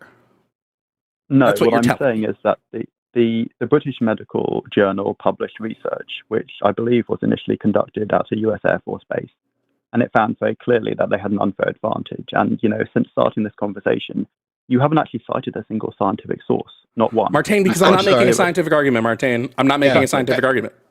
By the way, I'm not making an argument at all. I'm deconstructing your argument. What is the science define? What is the science? What is the science that defines unfair? Because a journal finding that someone has an unfair advantage is not something that I would consider science. Science might find that someone has an advantage. Whether or not it's unfair is not a scientific question. So which scientific journals are claiming that this is unfair, and what is their criteria for fairness? So there is an or-is fallacy, and so I'm aware that there's a difference between science and more abstract concepts like justice. So I'm sorry, I specifically asked which scientific journals are making declarations of what is fair or unfair, or is that you making an assertion about what's unfair based on differences that science has found? Well, Matt, here's the fun part. Here's the fun part. Martijn is saying that the reason why these journals are claiming that it's unfair is because when you look at the physiology of these trans athletes, they have some immense advantage. And yet, when I asked Martijn about somebody with an immense advantage who would have the same advantages that these people would have, all of a sudden this person can compete. Why is it not fair? Why is it not unfair to go against this person? But it's okay. It's fair to go against it. That don't make no sense. I also know you can't answer me a question right now. I also have to apologize on behalf of someone in chat to you, Martijn. Somebody in chat, while you were getting ratioed and mocked, suggested that you punched yourself in the nuts. And I need to apologize because nobody here has any evidence that Martijn has any nuts, and nobody here has any right to investigate Martijn to find out if he does have nuts until he smuggles some cocaine. So as I've explained, you've cited 0 scientific sources because your argument... Holy shit, Martijn. As we've explained to you... Martijn. We haven't cited scientific sources. Literally, we're not making a scientific claim. We're not making one at all. I'm not making a scientific claim. You are. As a matter of fact, so we're deconstructing your claim. And I don't know if you know this, but when we're deconstructing your claim, we're looking at the reasons, right? If you don't want a trans athlete and a cisgender athlete to compete together, there is a reason for that. And your stated reason is because of an unfair advantage given by their biology. Yet, in other instances, when someone has an unfair advantage given by their biology, you would still allow them to compete, even though they have that unfair advantage. So what this is me showing is that you are logically inconsistent. Can you say that with me one time? Logically inconsistent? Because I muted him? but I'm going to unmute him because we've been on this call for 43 minutes. So I have one question for Martijn. It's a yes or no question, and Martijn's answer will determine whether or not this call continues or whether or not Martijn will have to call back some other time. So here's the question for you, Martijn. Is fairness a scientific question? No, it's not. It's a. Then I would what? say it's a first. Then no. It was a yes or no question, and you added words to it and tried to rehabilitate it. Are there reliable scientific journals that have concluded an unfair advantage? No, if you're going to. No, there are not. And that was also a yes or no question. No, there are not, because it's not a scientific question. It's just like when dipshits like Chris Langan think that math proves God. There's no variable for God. There's just like people who think that, oh, I can't test the supernatural, but I can make an inference and determine that the supernatural is there. Theism is just as unjustified as everything that you've said, and you've been dishonest. So Jovan and I aren't citing scientific journals because we're challenging your stop talking. You will never speak to me again today. That's just a done deal. Like I'll mute you if you want. Okay, you're done talking to me for today. Scientific journals don't make proclamations of fairness. Scientific journals don't conclude God exists. Scientific journals do not make statements of certainty or declarations of truth or fact. Scientific findings are presentations of models that are proposed to best explain a particular set of criteria, or to report on the data that identifies and labels and categorizes those criteria. But the categorizations don't include, by your own admission, thank you very much, fairness. So when you said there are scientific journals that have concluded that trans women have an unfair advantage, you were a liar. I gave you an opportunity a few minutes ago because I asked you directly if there were scientific journals that concluded that, or if that was you adding the unfairness, because you know what that would be, fallaciously? Poisoning the well. You want to take the scientific findings and add your own little poisoned pellet pill in there so that you sound like you know what you're talking about, and you sound like you are on sound footing. See what I did there? I love alliteration. I love poetry. I love all that stuff like that. You know what else I did? I schooled you on both science, epistemology, trans issues, gender, sex, and all of this because you called in to say that you support Trump because you've bought into some notions about affirmative action and that the left is just ridiculously woke on trans issues, which represents a tiny fraction of a tiny portion of the population and a tiny fraction of sports. You have fallen. Well, don't forget, he also thinks blacks are like culturally worse than whites. Don't forget that part. Yeah, you know, but he's stupid, so I'm not going to beat him up for all of it. I figured I'd leave you some stuff there. So thank you very much for your time, Martijn. We have thoroughly enjoyed it, and I don't say that lightly. I literally sent messages to Arden saying, this is too much fun, and I'm going to let Jovan joust with this guy, and then I'm lining up another shot after Jovan's done, because you're either a fraud and just trying to get clickbait attention, or maybe provide some content for us, or really clueless. And I have no way of telling which one's which, just like you have no way of telling whether someone is cis or trans. I have no way of telling whether or not somebody's really an atheist, whether they're really hungry, whether they are really a fan of this subject. But I can tell that the people who like to trot out so-and-so said this and a scientific journal said this, and that's a fallacy, when every time they tried to identify a fallacy, it was in response to either a question or a statement and not to an actual argument. So you don't know enough about fallacies. You cannot play at my level. Call back some other time. Okay. I mean, this all started because he likes Trump and hates affirmative action. But man, those scientific journals telling you what's fair. My favorite thing is a lot of trans folks who make the sports argument don't like to they don't like to nail down a cause because the whole cause is just that they're trans. There is no other cause. There is no other causation for the unfairness. It's just, well, they are trans, so they shouldn't get to compete. I want to say, well, why can't trans people compete? Because it's unfair. Okay, well, here's somebody who would have the same level of unfairness. Should they compete? No. Yes. What do you do with the people who are intersex? Well, you don't want to say that there's a third category, even though they're not one of the two categories that you want to pretend are the only two categories.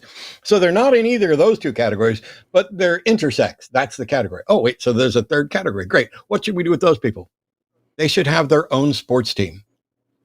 Can you imagine just the amazing ability that an intersex athlete would have if they only competed with intersex athletes? Should they get their own water fountain too, Martine? Fucking racist. And will that water fountain be equal to all other water fountains? Separate, and what about lunch yeah. counters, Martine? Well, he thinks black culture is bad, so he probably would think they do need to be separated. It's time for a palate cleanser. Natty's calling for Brazil. Pronouns are they, them. Natty, you have a question about debating with people who aren't going to change their mind. And so, welcome to the show. How can you tell if someone's not going to change their mind? Well, I at first I had no answer to this, but after that Martin discussion, I guess that's the best example. I was going to say, I feel like the Martin call is gonna answer your the question that you had for us. No, that dude makes my 1-year-old cousin sound like a philosopher, honestly. Yeah, but I get what all right, let's be fair. I asked a question, and my question, I guarantee, I will money back if I'm not right, absolutely destroys your premise. But I want you to be able to make it because I think it's coming from a place of frustration that myself and other people have experienced as well. So ignore everything else that's been said. Please ask your question, present your issue, and Jovan and I will try and deal with it. Well, my answer would be someone that rejects your arguments and makes no effort to have an open mind and accept that different ideas, I suppose, is the best way I would answer it. Yeah. How do you know that that won't change for them tomorrow or in a conversation with somebody else?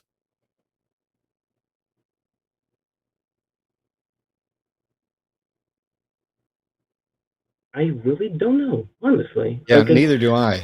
That's the problem. Even that besides, I would say, when we're doing debates and we're like arguing with people, I don't really care if the person I'm arguing with changes their mind. Sometimes I prefer they don't, honestly. I have to make a living somehow, and content is content. But I think there is an immense amount of merit in making conservatism look as dumb as possible. Yep. It is one of the I use this as an example. One of the best things that we did in World War II was make movies and shorts and cartoons that mocked Hitler. One of the best things South Park ever did was right after 9/11 was made fun of Osama bin Laden. Right? There is a power in comedy or in a power in making the other side look stupid. There's a power in that. And I think that is like expressly important because it'll change the minds of people watching. It'll change the minds of like other, like, I just think there's something to that that's like really important. Yeah, it really comes from a place of frustration because here in Brazil, we also had our very own Trump puppet with Bolsonaro. And seeing so many of his followers not only engage in bad faith, but also just fall for not only propaganda, but spread propaganda. Like, it has been proven time and time again that Bolsonaro tried to do the same thing that Trump tried to do over there, the whole like coup thing. And they still, after the whole investigation has been concluded, they still say, oh, it's censorship and you're just witch hunting him. And it's so frustrating to talk to the same people over and over again, the same arguments over and over again. Then stop, Natty. So the frustration that you feel, I feel too. The difference is Jovan and I are engaging with people in front of an audience. Do you think if Martain, it was just me and Martain sitting at a bar, do you think that I would have spent as much time toying with him? It's not worth it. Now, I think there are people. You might. It depends. It depends on what kind of mood I'm in. But by and large, I agree that there are probably people who will never change their mind on any number of issues: trans rights, political issues, political parties, religion, etc. The problem is, I don't know how to tell the difference between the person who will change their mind under the right circumstances, the person who will never change their mind, and someone who will change their mind when I'm not involved. Maybe they don't like bald guys. Maybe they don't like beards. Maybe they don't like white dudes. Maybe they don't like arrogant pricks like me. Maybe somebody else having a conversation with them in a slightly different way. Maybe somebody saying, oh, no, when you say that's a fallacy, only arguments can be fallacious. Are you suggesting that the statement or question implied an argument that would have been fallacious because I was just... You could have somebody that does that, and some people may respond better to that. I don't have the time or the patience to coddle people anymore. The world is on fire. Fascism is taking over. Truth no longer matters, and there are no consequences for the fucking wicked other than being rewarded. And so while there are people whose minds won't change, I don't know how to tell who they are, so I will talk to all of them the same. If they change their mind, great. If they didn't, at least I did it in front of an audience so that somebody could see another person who doesn't understand the basics of fallacies, the basics of science, the basics of any of this, and yet they feel like they have a good reason. If I'm in a position where I cannot change someone's mind, learn something new, have my mind changed, or educate a third party with a bad conversation, I'll go play a fucking video game or jerk off or do something, anything, because it's not worth my time. So the frustration you're feeling, we share. If you're not doing a show, just walk away, come back another time, talk to them again on another day, if you feel like it, because you don't owe anybody an explanation for who you are. And a lot of people are running around with views that they not only couldn't defend, but don't want to defend. And so you're not going to have a good conversation with them anyway. Yeah, that makes sense. It comes from a place of wanting to, be part of the conversation, help maybe change minds, but it is frustrating again. Yeah. Tell me about it. Find somebody who's done more of this for longer than I have. And if they tell you it's easy, they're a fucking liar. or they're in the right wing and they're just celebrating their victory. Yeah, because I haven't watched The Line for long, but I came into the channel recently. So I looked into like your shows. You've been doing this for so long, Matt, that I generally cannot understand how long, like how much you've gone this through. For 20 years and only be 25. Yeah, no, thanks. Yeah, it's in my mind. The whole conversation has been just so. We're in a bubble where we try to change their minds, but they're in a bubble that just affirms what they want to believe, and just nothing changes. Well, also remember, nobody that's calling in to this show, to Matt's personal shows, to my shows, nobody who's calling in is calling because they want to change our mind. They don't ever want to change our mind. They want to preach. Whether it's about anti-wokeness, anti-transness, they are never calling in because they're like, I have an argument that I think will turn you over to the conservative side. That's never it. Truth. Yeah, that's a really good point too. But I mean, you can go to my page. I tend to match energies. So the energy that I get in a call is the energy I give in a call. And I have tons of calls where on my personal page where I have changed. There are people who are in my Discord who used to be conservative and then they started watching me and now they're not.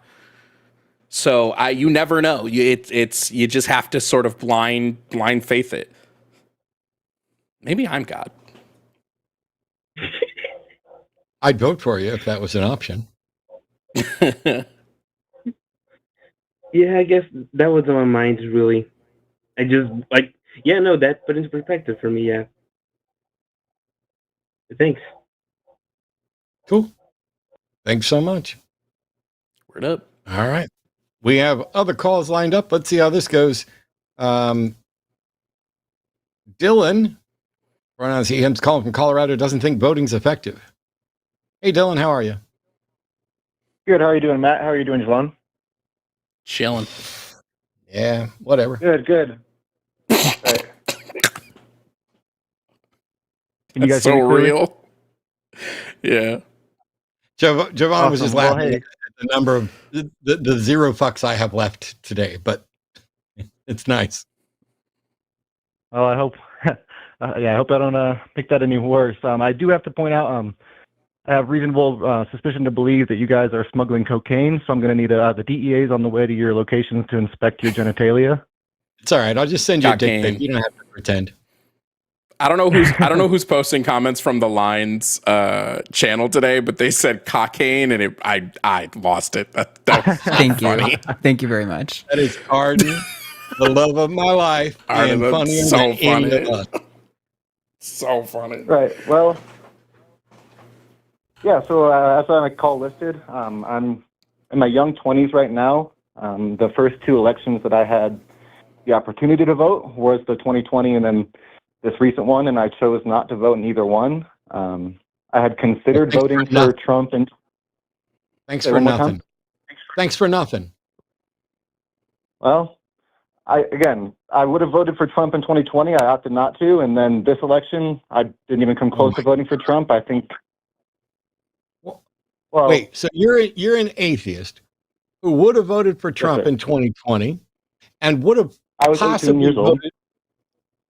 Sorry, what? I was 18 years old and wasn't read up on politics too much at the time. So now I would never vote for Trump. But back then, okay. I had. But you didn't vote. You didn't vote. No. So did you have any indication that what's happening now was likely to happen? Because some of us were screaming it from the rooftops. Well, I think what's happening now is a problem of the two-party system in general. I don't think You're Kamala so full or of Biden shit. would have You made are it. still just as stupid about politics as you were when you were 18 and uninformed.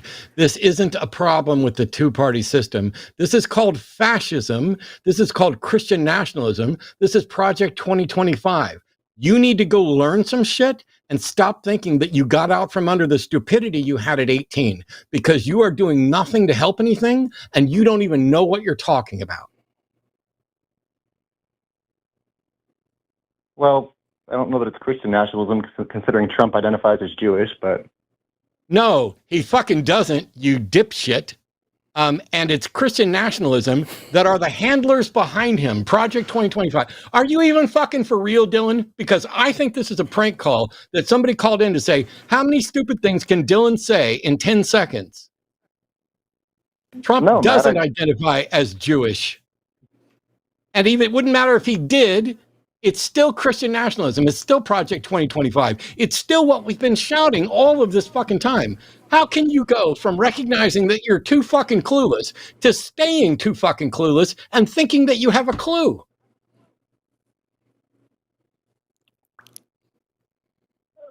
I don't know that I have a fair response, Matt. I mean, you're saying that I don't have a clue because I didn't vote. And I think that no, I said thanks for nothing because you didn't vote. You didn't do anything to stop this. Then I asked if you had any indication that this would happen. Do you think that any of the things that Jovan and I are objecting to right now would be happening if Kamala Harris had won? Could you specify that a bit more? No, because you want to remain clueless, but Jovan might specify more because my patience with dipshits is done. Here's what I'll say, because I think you are not coming from where I would be coming from, Dylan, right? I recognize one of two things. I'm staunchly anti-capitalist. I recognize that there's nobody I can vote into power in the United States that will end United States capitalism, that will end U.S. imperialism. So I recognize that, like, if I voted or not, we're still going to destroy the global south. We're still going to prop up slavery in the Congo and Sudan. We're still going to do all this terrible stuff. I also recognize that if I vote for the Democrats, at least here at home, less trans people are going to die, less people who are minorities are going to die, less black people are going to die, less people of color are going to die. I recognize all of this at the same time.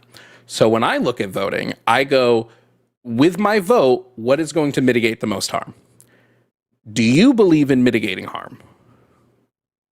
I do believe in mitigating harm, but as I said, the problem with the two-party system, and as I was kind of discussing to one of my cousins, is why I didn't vote, and he did, and he voted for Trump, and I said that was a terrible mistake.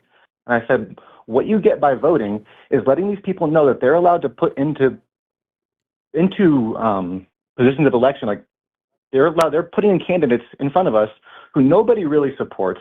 I'm not sure whether, as I said, you two have said that you support voting for Democrats.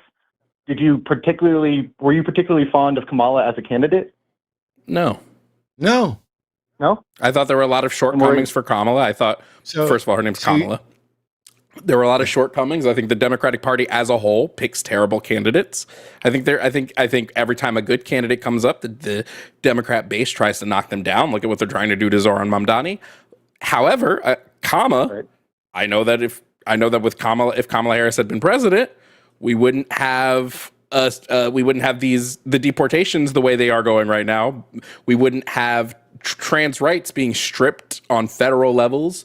We wouldn't have we most certainly wouldn't have had Planned Parenthood defunded the way it has been through like the big beautiful bill and things like that.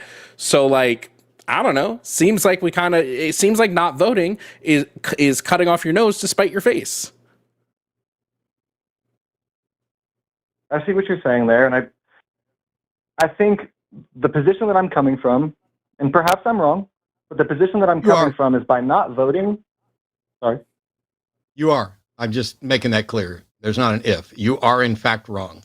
You abdicated your opportunity to make the world a better place or a less worse place. You abdicated your duty as a citizen to both vote for the better option and help save people. You have made a terrible mistake. So while you lecture your friend or cousin or whoever it was about how stupid it was for them to vote for Trump, you did nothing to help. Well, I feel like, I wouldn't vote for a Democrat ever. So a lot of these issues that we're bringing up... Then you are an especially buoyant idiot. You're the turd that keeps floating to the top. Because you have, I would vote for Republicans if they were the best qualified candidate and had positions that I supported. I would vote for anybody of any party if, when it comes down to it, they are the best candidate. Because my job is to vote for the better world. The perfect is the enemy of the good. The fact of the matter is that when October rolled around, either Donald Trump or Kamala Harris was going to be president of the United States. There was no other option. There was no other possible vote. But you didn't even say, nope, I'm going to vote on principle and go for green because I won't vote for Democrat, which is similarly stupid. But you abdicated your entire civic duty, which is to say, I know what's getting ready to happen. We're either going to get cancer or we're going to get athlete's foot. We're either going to get skin cancer or colon cancer, if you want to put them both in the cancer category. Would you rather have skin cancer or colon cancer, Dylan? I'm going to leave it up to you to vote. If you say you don't care which, that means you're okay with colon cancer. I see what you're saying there, but my point is my point that I'm making is that the solution to if I'm going to vote on representative, sorry, I misphrased that. I'm not a particularly good speaker. Or thinker. If I was going to vote for either candidate, I would have voted for Trump. And I think I recognize coming up to 2024 that Trump was a terrible candidate. He doesn't have our interests at heart. He's funded by Musk, the Adelsons, the Mellons, the Griffins, whereas Kamala's funded by Diamond, Mark Cuban, Bill Gates. They're beholden to the same internationalist interests. They don't have... I'm sorry. They're selling our country. You think Mark Cuban and Elon Musk agree on the world? No, Cuban funded Kamala. So the fact that there was a billionaire funding one and a billionaire funding the other is irrelevant. There are billionaires funding all kinds of things. What was it about Trump that made him the preferable candidate for you? He wasn't, which is why I didn't vote. You literally just said Dylan, that if you had voted, you would have voted for Trump. That means you think Trump was the preferable candidate of the two, right? Sure. 2A rights is my number one Right. concern. So now, instead of pretending that you were too stupid to understand the question I asked, answer it, which is, what about Trump made him the better option in your mind? Almost exclusively 2A rights. Other than that, I disagree with him on foreign policy, on monetary So policy. you're a fucking gun nut that is willing to throw out everything and everyone else. You are the king of the dipshits. What kind of guns you got? I just bought a shotgun. I just bought a shotgun on Monday. It's awesome. We could go to the range and shoot. You know why? Because I'm working for a better fucking world and you only care about how small your penis is. I'm going to go get a drink. I care about individual You don't care about individual liberties. No, you don't. You only care about 2A. I do. I strongly No, do. you don't. No, you wait. Do we have more individual liberties right now with Republicans in office than we would have if the Democrats had been in office? I think we have less individual liberties on behalf of an overly powerful federal system as compared to what this country started as. Wait. Please, I asked you a very specific question. Do you think we have more civil liberties right now with a Republican-led administration than we would have had it been a Democratic? Or I'll make it even simpler. Do we have more civil liberties now than we did 4 years prior to now? I would say no. And I would also concede, looking back on it, I didn't vote because I was afraid this would happen with Trump. Kamala might have been the better vote. Leading up to the election, I had a degree of some slight liver. You don't have a degree in anything. Say again? I said you probably don't have a degree in anything. So basically, you're calling in to say that in 2020, you would have voted for Trump, but you didn't, couldn't. And now you would have voted for Trump, but you think you might have been wrong. So basically, did you call in to say you're sorry to all of the people who've lost their rights because you did nothing to protect them? No, I'm not sorry because my You're not point sorry. is that by abstaining, So you're happy being this stupid and callous. You see, the difference between us is that not only am I a veteran of the United States Navy and a gun owner. Thanks for fighting for our oil interests. Shut your fucking pie hole while I'm talking, Dylan. You're learning something right now. Not only am I a veteran and a gun owner and a Second Amendment defender, I also care about the other amendments too, including the ones that allow for individual sovereignty, the one that would allow women the right to vote, the ones that would allow a woman the right to choose with regard to abortion, the ones that allow homosexuals to marry, or for a man and a man to marry whether they're homosexual or not, because marriage is absurd and the government shouldn't have any say in it, but as long as they are, fuck it, let's open it up to everybody. I'm for individual freedoms and liberties, all of which are gradually being taken away. When you talk about the federal government and overreach, has there ever in the history of the United States been a more obviously fascistic, controlling, marginalizing, rights denying and defying cabinet than this one? I can make an argument for McCarthyism. I would argue for the Bush administration, but Matt, I don't disagree with almost anything you just said there. You're too stupid. I'm gonna leave with Jovan. I'm gonna go get a drink because I'll be back. I agree with you. Oh God, you're a fucking idiot. Oh, come on. Listen. Am I not allowed to agree with him? Dylan. I'm gonna speak very plainly here. Okay. I'm gonna ask you one question. What is the color of your skin? Why is that relevant? I promise you it is relevant. I want to see. It's relevant if I give you the correct answer. No, it's relevant in both ways. I don't know, hence why I asked. If I suspected it was something, I would just say, are you X? I don't know what you are. I'm white. Okay. Do you think that there is a level of privilege that can be had knowing that basically whatever administration is in power, your life will not change as much? Strongly disagree with. This leads into a conversation about identity politics, and I don't want to spread racial narratives and contribute to, what might come off as hateful and triggering topics. I have my views on it. So if you would like to, Dylan. Do I Dylan, understand that there? Dylan, do people of color in this country face disparities that white people in this country do not face? Yes, and there are disparities that white people face that people of color don't. It goes both ways. Is it disproportionate? Yes. What are the disparities that white people face that people of color don't face? I think there's a pretty clear movement across media right now to demonize white people and blame history for all of history for white people's problems, blame slavery on us, even though it was the. Wait, did I come back to hear that he's actually racist? Dylan, No. Dylan, I just really quick. Okay. You want to say blame slavery on like white people, even though slavery in America was strictly a racial practice. White people were not allowed to be owned as property, whereas black people were. So like, I don't know, when white people are owning black world slavery. Okay. I love that. In the US, there were about 15 million to like 16 million black enslaved Africans who were brought here throughout the early 1500s to the late 1800s. In the Barbary slave trade, which is one of the few slave trades that were like specifically targeted against white people. How many white slaves were there? I don't know off the top of my head. It's estimated like 400,000 to 500,000.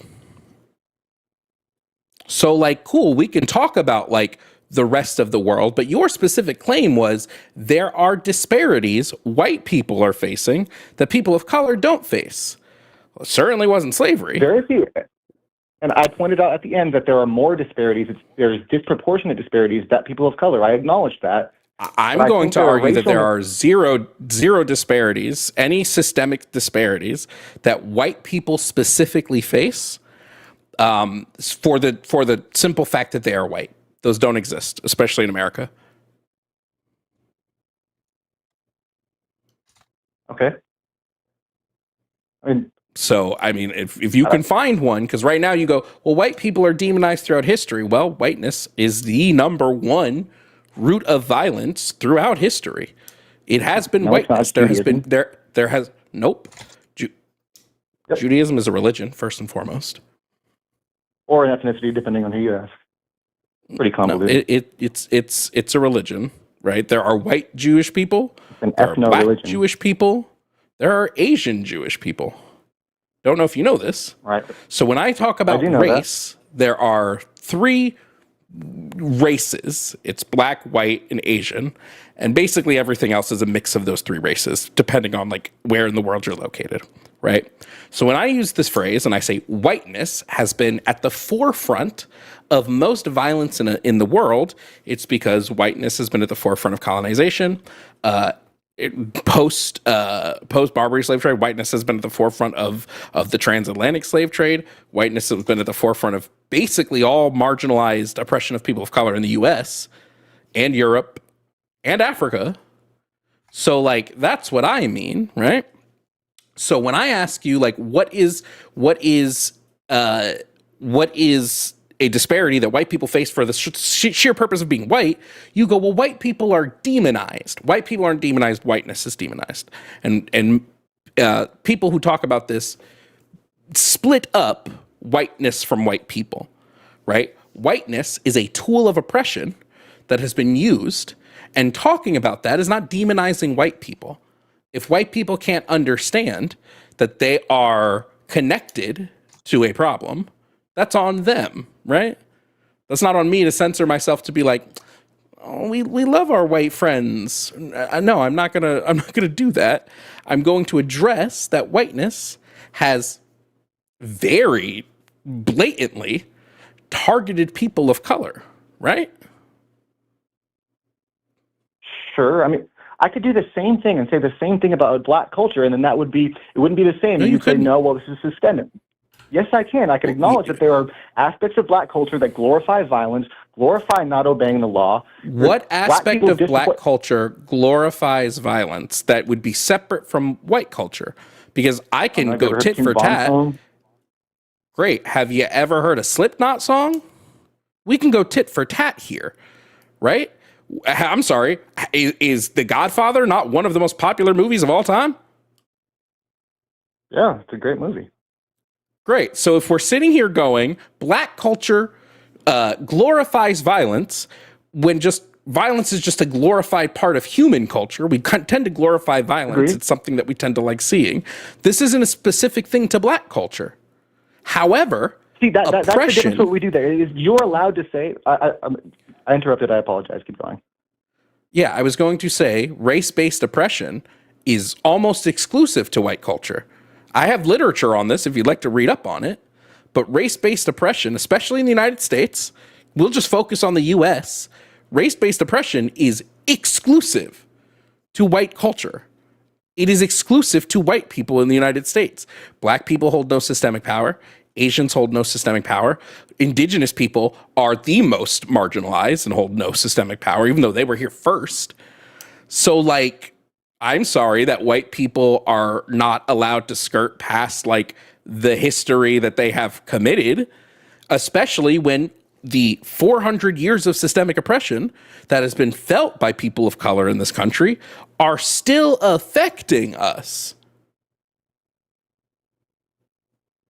So I'm trying not to steer this towards the way that I want it to go because I don't want to. As I said, I don't want to come You in here should sounding hateful. But you should absolutely steer it down the bigoted, ignorant rabbit hole that you'd like to engage in. It'll be so much fun because I've already prepared my closing remarks for you while Jovan was talking. So go ahead, take it down whatever route you want because you're almost done.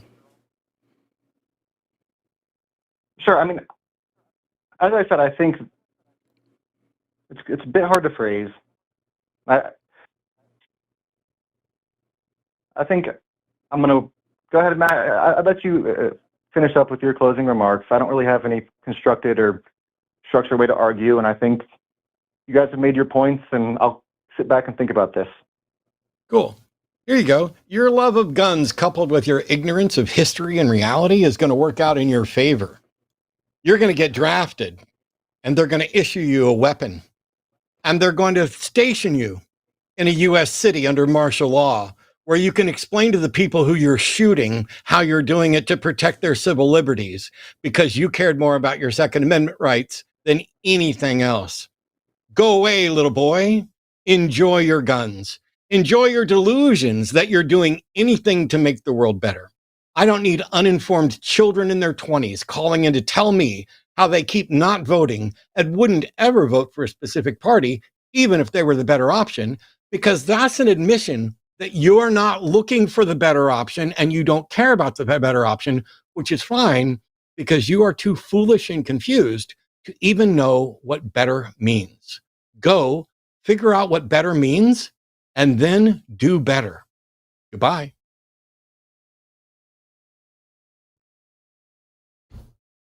I spent a lot of years not voting, Jovan. Won't someone please think of the white people? We need to protect our white friends. Yeah, I've said very plainly during the election, if you're a person of color and you don't vote, I'm not gonna knock you for how you engage with a system that oppresses you. I'm not gonna knock you at all for that. I think if you're a white person and you don't vote because you're like both parties are the same, I think that shows a level of privilege that I I don't know how to get down with personally. It's wild. I spent a number of years. So, short version, I joined the United States Navy at 18, right out of high school, instead of going to college or any other option because I didn't know what I wanted to do. I didn't have any direction. I didn't have any opportunities. I come from a kind of normal, fundamentalist Christian middle class background, but school was boring for me, and I didn't do particularly well, in part because I didn't show up and I didn't stay awake. And I didn't care. There was no one there to inspire me to care about stuff. And as it turns out, I'm an absolutely obsessive learner. And I have spent every year since I graduated high school focused on learning new stuff all the time. Sometimes it's new skills, it's new hobbies. I do stuff at a number of different levels, whether it's video games or origami, whether it's learning philosophy, whether it's studying epistemology, whether it's studying the various arguments for the existence of God. There are a number of areas where I am still a complete idiot. Do not come talking to me about finances, about money, about spending, about investments, about stocks. I'm an idiot when it comes to that sort of stuff. I went to like the Father Guido Sarducci 5-minute university, where the only thing you need to remember about economics is supply and a demand. And that's it. And in my Navy years, I was a full-on Rush Limbaugh ditto head. Like, my lunch break, Rush would do a 3-hour show that would span across pretty much everybody's lunch. And my lunch break would be to sit there in my car eating fucking McDonald's on base as I listened to Rush for as long as I could in my lunch break. And I have his books. Well, I might not have them anymore, but I had his books. And one great thing about Mr. Limbaugh is that he's dead. But another great thing about Mr. Limbaugh is that when he was alive, he was very compelling to people who never bothered to look into what he actually said and who never bothered to consider the consequences of those positions on how they would affect other people. And so the sort of privilege that Jovan's talking about, I am the beneficiary, despite being, a reasonably intelligent, largely, well, incredibly handsome, but other than that, religious, kind of average dude. I have bucket loads of privilege. In the United States of America, I am in the privilege or advantage class, and you could just stack them all up. It's huge. And I decided a long time ago that the best thing I could do was to take whatever advantage that gives me and use it to try to make sure that other people don't end up with an advantage like that. Yes, I am actively trying to end it. All you people out there like, look, Matt's trying to oppress us. No. I'm going for equality or equity or however you want to phrase it. I'm trying to make sure that the world gets better for everybody and not just the people I care about or the people like me. Because trust me, there are not very many people that I give a great fuck about on a personal level. And if I kept going like that, if I just ran with it, I could sit back and not care and not vote. And I did. Not care and not vote for a number of years. I wish I could tell you what it was that woke me up. I wish I could tell you what it was that made me say, you need to care. But I don't remember. Yeah. I just remember starting to actually care. I want to reiterate something like really important here. Like I'm staunchly anti-capitalist, like to my core. I hate capitalism more than I hate breathing. And I, light depression humor there.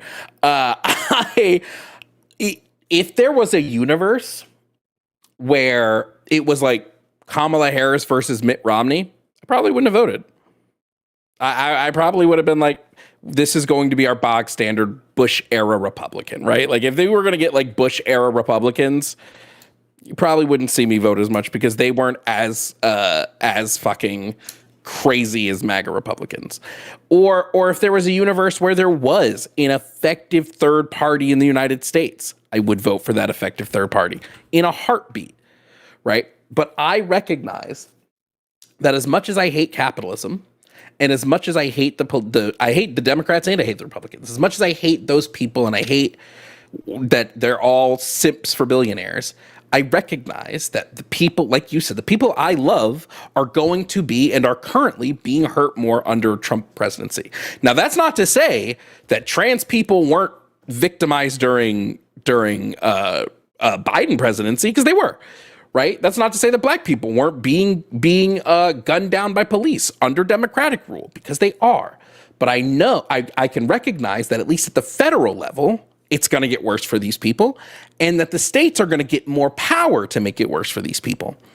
I don't know what the right answer is, and this is why I say, like, I'm never going to. If a person of color votes for Trump, then I just have an issue with you because you're blind and you didn't look at anything. But I will never argue with a person of color who's like, hey, I don't like either of these. I think both of these. I have trans friends who are like, I'm going to suffer under either of these presidencies, so I'm not voting. And they're trans and they're black, and I'm like, I can't tell you that that's the wrong thing for you. But when you aren't going to suffer, if you are somebody who will not suffer under either of these presidencies, and you choose not to vote, I have a massive problem with that. Just massive. It's just like, you get to enjoy not suffering. So I don't know. It's frustrating as hell.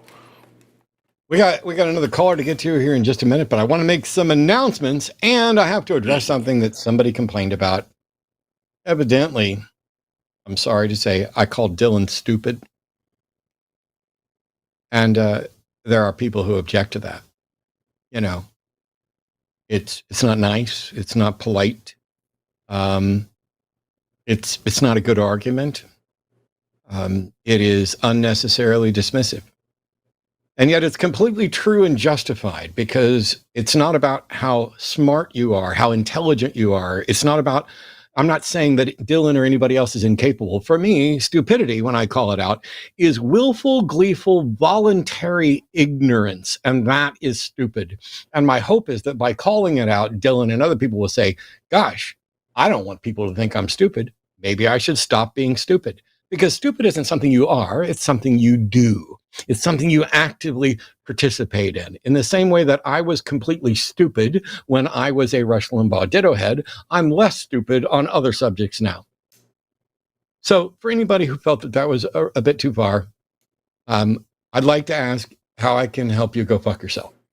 But briefly, this is the Line Network, and there's a bunch of shows on this line. Huge thank you to Jovan for showing up today to help me out. Tomorrow on Transatlantic Call-In Show. Has that changed, Arden?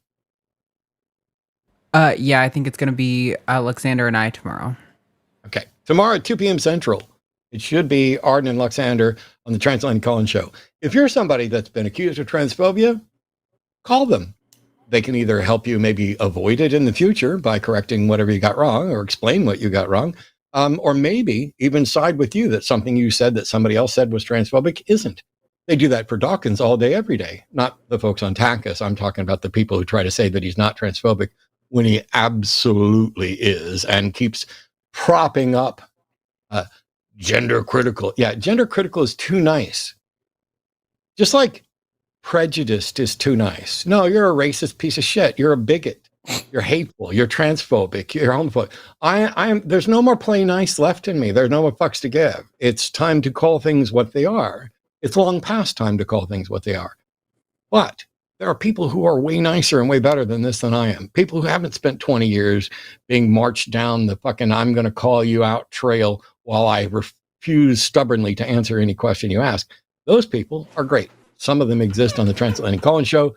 They will be happy to help you understand trans issues, trans rights issues, and the science.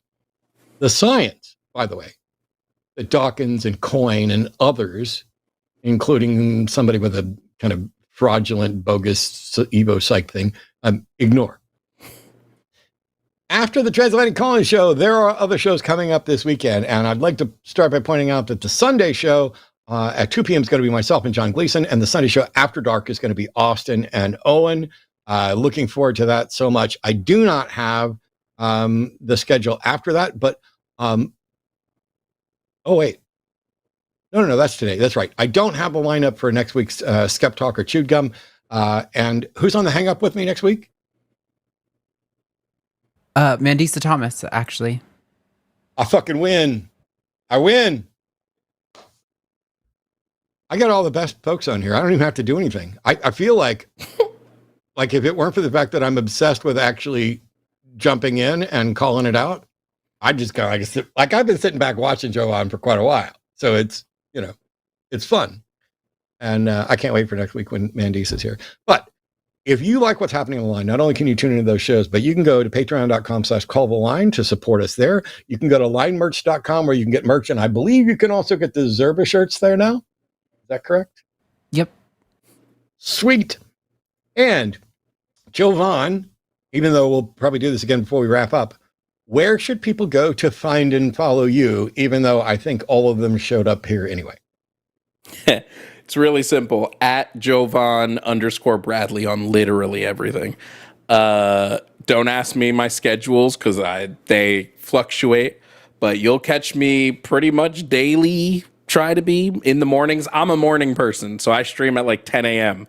So if you need your morning fix, you'll also see last week I was joined by Jimmy and Arden and Forrest this week. So I bring people over Hopefully Matt will come over one of these days too. Y'all know the crazies I get.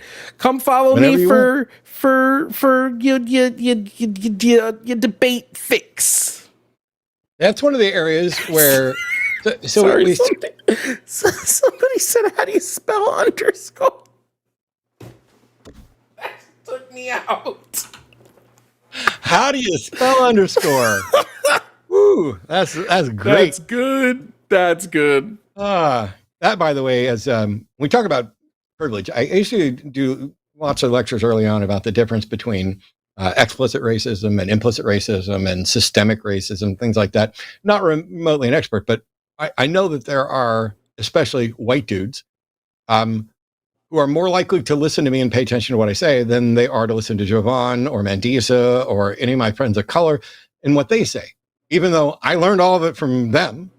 I mean, I can't remember. I can't praise Anthony Penn more highly. And he's the one who got me to point out to other people, stop saying I don't see color. Yes, you fucking do. It's not helpful to people to say I don't see color because you're denying the reality that we're trying to fix. I need to address these allegations in the comments that I'm a morning person. I'm not. Anybody who's a longtime listener of mine knows that I have been in a battle with Spectrum for like a year at this point, because after 6 p.m. Eastern every day, my upload speed turns absolute dog shit. So I physically can't stream at night. I can do the line stuff because I'm not streaming. I'm just sending my signal. But if I were to check my internet speed right now, it's probably like 10 megabytes a second, which you can't stream at that. So I don't want to stream in the mornings, guys. I would love to go back to streaming at night. Somebody want to call Spectrum on my behalf? Do it. I welcome it. I think Jovan's a mind reader, and he knew that I was getting ready to point out his privilege, and so he undermined it immediately, because I was going to point out that privilege isn't just something for white folks. Everybody, or almost everybody, has got some category in which they benefit from some sort of privilege. Jovan and I both have the privilege of largely, aside from problems with internet providers, setting our own schedules. We don't have to, sign in and, oh no, I've got to work the 8 to 5 and shovel poop right now. And one of the biggest reasons that we don't have to do that is because of you guys. The support that you guys offer to us on the various networks and on our individual stuff, I cannot tell you how much we appreciate it and how much it helps us do the work that we're glad you appreciate and value, and we'll absolutely keep doing it. On that note, we have a final call for tonight, and then we will go to super chats. All super chats over $10 to be read. Joanne and I will take turns with that. There may be other announcements as well. I don't have the schedule for the following week, but I will say that we did the LineCon online, and there's more of that coming up with lectures from hosts and guests on the Line Network. That's for patrons at the $15 level or higher. So you can go to patreon.com/calltheline for more information on that. But setting aside pleas for money, let's take another call. And Ethan in Canada, pronouns are him, is a deist who is the final caller for the day. So welcome, Ethan. You're on with Matt and Jovan. Hello, thank you. Thank you so much. Sorry if I'm sound shaky or anything. I'm a little nervous, but first off, Rush fan, love it. Also, I didn't know you served. Thank you for your service. The way your country treats the vets, disgrace. Anyways, I'll try to keep it quick, but my thing is, my topic was the fact that I think a world without some sort of either deism or theism can't and shouldn't really exist. I don't think it's feasible in the way people react and live in the world. But unless aliens show up, that's kind of the big asterisk. I'm not sure I understand. So deism and theism. Theism is the belief or the acceptance of the claim that there is a God, and deism is the acceptance of the untestable, unfalsifiable claim that there's a God that doesn't intervene in any detectable way. And you think it's not possible or not a good thing to have a world where deism and theism don't exist? Those are two vastly different claims. I think, yeah, I do agree they are vastly different claims, and I think both. I think in the current state of how people react and how they attach themselves emotionally with God, and I'm not just saying like it's just like any type of God in this case. Like I'm really, not really quick, Ethan, yeah, just really sorry. quick. I don't even want to talk about the can't. I agree with you. I don't think if there's a way that we can exist in a world without some form of theism. I don't think it's possible. I think humans will always look for a supernatural answer to questions they don't know. Can't. If Matt wants to address can't, Matt can. I don't care about can't. Shouldn't No, is the I one think that irrationality. I think irrationality is probably going to persist, which means there will probably be someone who always believes irrational things and theistic things of some sort. I don't know for sure that that's the case, but I agree. I think that's most likely. For as long as humans exist, somebody's going to believe shit without a good reason, and that includes a god. Okay, yeah, exactly. So then I guess more onto then like shouldn't. Like I guess just this is more like anecdotal and so I guess some context. I was born and raised Catholic, but my views of like religion are, I'm sure some people might call it blasphemous. So like it's pretty unorthodox what I believe in. But I think in the sorry, I'm just trying to kind of organize my thoughts. But I think in the long run, until we see some sort of evidence of aliens, just like basically my whole thing is once alien shows up, I think that kind of defeats most religions. Why? How does atheism? How does aliens showing up act as a defeater for deism, which is already an untestable, unfalsifiable proposition? I guess what I'm more so saying is it defeats like religion, like the so you institution.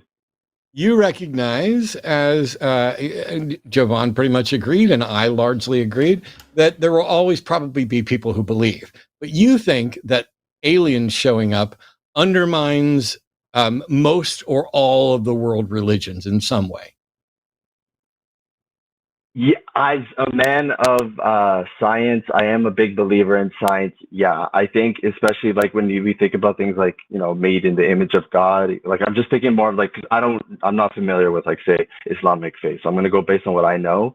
I think the religious texts don't account for anything to do with intelligent species and another planet. Sure. And I think I don't disagree. How does that address the shouldn't?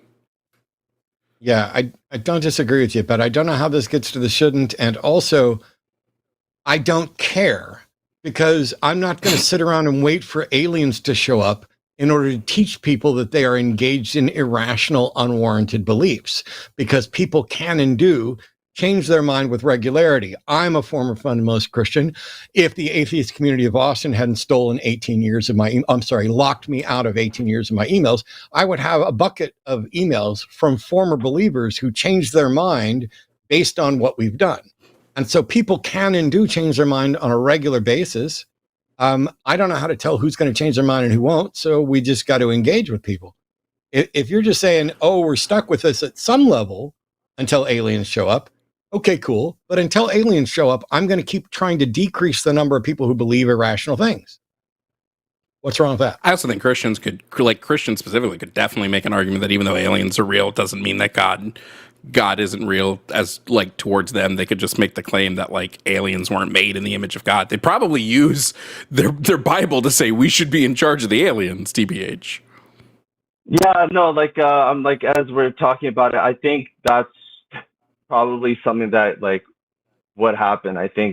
But I think that's nothing new in terms of like these institutions reinterpreting religious text to fit whatever thing is going on. But so then, Ethan, why shouldn't theism exist? Like, or why should theism exist? Like, why is it a good? Because you're arguing like that it should exist, which I would say is you arguing some level of like ought claim. You're saying it ought exist. Like, what's the like why? Mm-hmm. I guess I'm just coming from my perspective of how I guess the way I view God, just to give some context, is much more aligned with Brahmin and like the Hinduism culture, where it's kind of like, Mhm.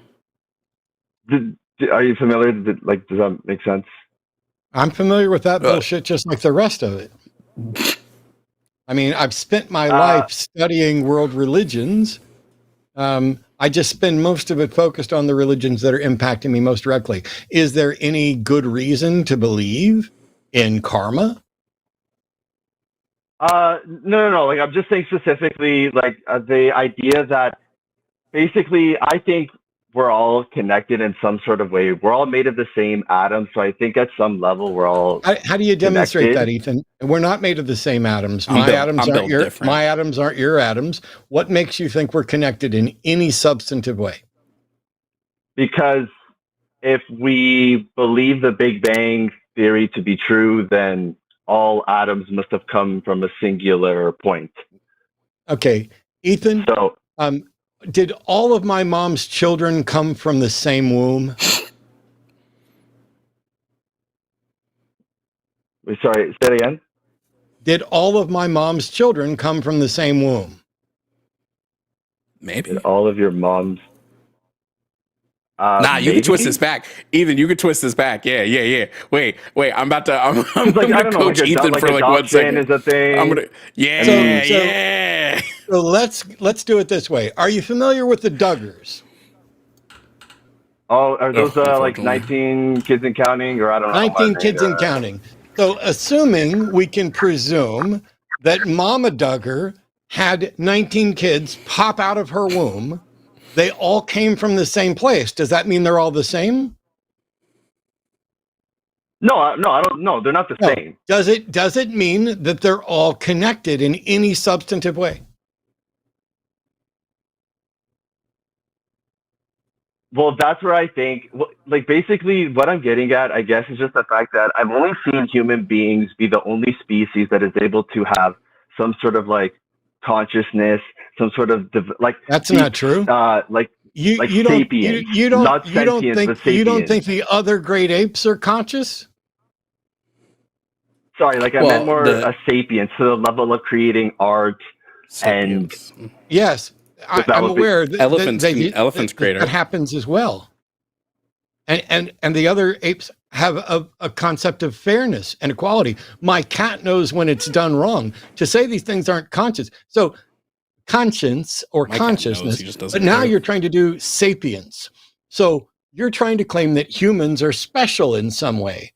Okay, that doesn't mean they're all connected.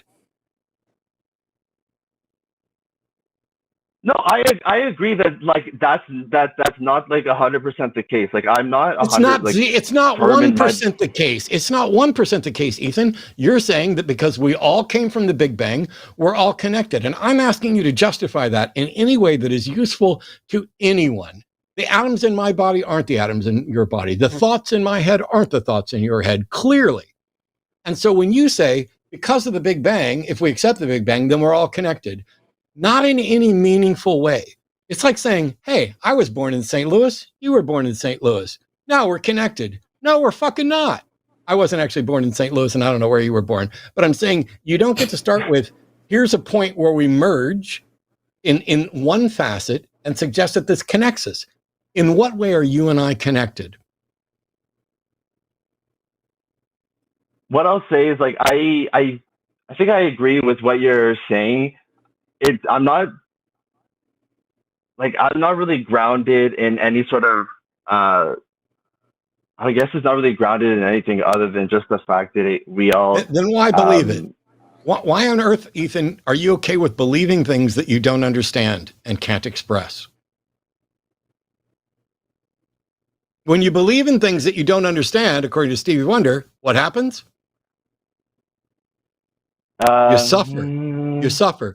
When you believe in things that you don't understand, you suffer. He's too young to get the Stevie Wonder. I know. I know. I got to get my age stuff in there. But you the want thing first name basis with him? Yeah. Oh, yeah. No, I shouldn't. Mr. Wonder. Mr. Wonder sounds so weird. I'm just wondering. Like- I'm still just so confused, though, Ethan, because I don't know how this tells us that like a world without theism shouldn't exist. Like, what would be the negatives to a world without theism versus why does a world with theism equate to you as a better world than a world without it? I'm still so confused on this. Yeah, no, I think it's just more so the evidence of what I see, like how it can, like the good that can come out of believing in something that's greater than you and having that level of humility. I think, again, it's very anecdotal what I'm speaking of, and I understand that, and it's not really rooted. But that in, doesn't. like, that's not related to theism, though, because like humanists can believe in something larger than themselves. They can believe in like just human nature and how humans like can connect together, and that's a belief in something larger than you. But when you're saying it should be theism, that means you're saying that specifically the belief in a god or gods is what is more preferable to a world without. I think it's just the level of humility that a lot of humans need, like myself included. But I think I guess it's just there's a lot of. Can you explain what you mean by that? Like do you believe that like religion leads to a larger level of humility? Is that what you're saying? Maybe not religious, but theism. Yeah, because like that's the thing where like that's the issue that I have with it all, is that I'm really opposed to religious institution and how it warps like its relation with theism. I guess it's just my overall belief. I'm trying to connect some sort of way science with spirituality. How would you possibly do that? What is spirituality? Is it natural? Honestly, I don't have the answers. Like I try to pick and borrow from. I'm not even picking on you, Ethan. I don't either. I've been asking for 20 years for anyone to tell me what spiritual or spirituality means.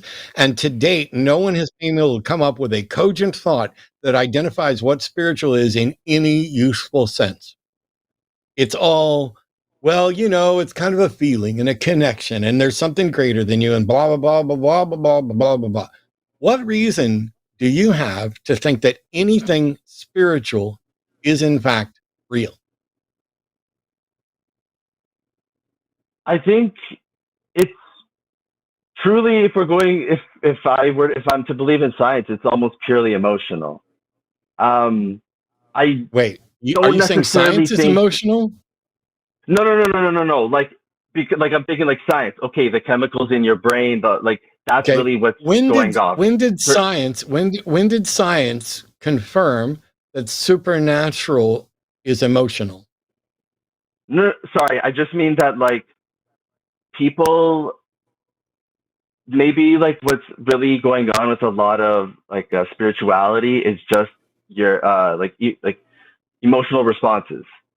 Okay, that's a maybe. Why call it spiritual? Because to me, emotions aren't spiritual. Psychology isn't spiritual. Fair. So why call it spiritual? Yeah, I mean, I wouldn't call something God until I had good reason to think it was God. I got to call something spiritual.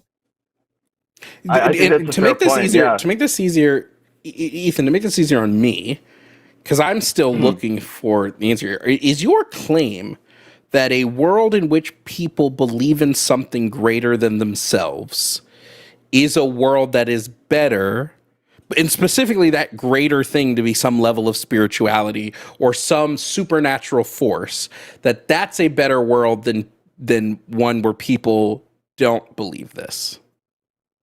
I could just be restating the obvious, but again, I'm a little lost. Not really don't believe, but without it. Like, I just think why? It shouldn't. Again, I guess it goes down to just the emotional response and the good that I've seen come out of.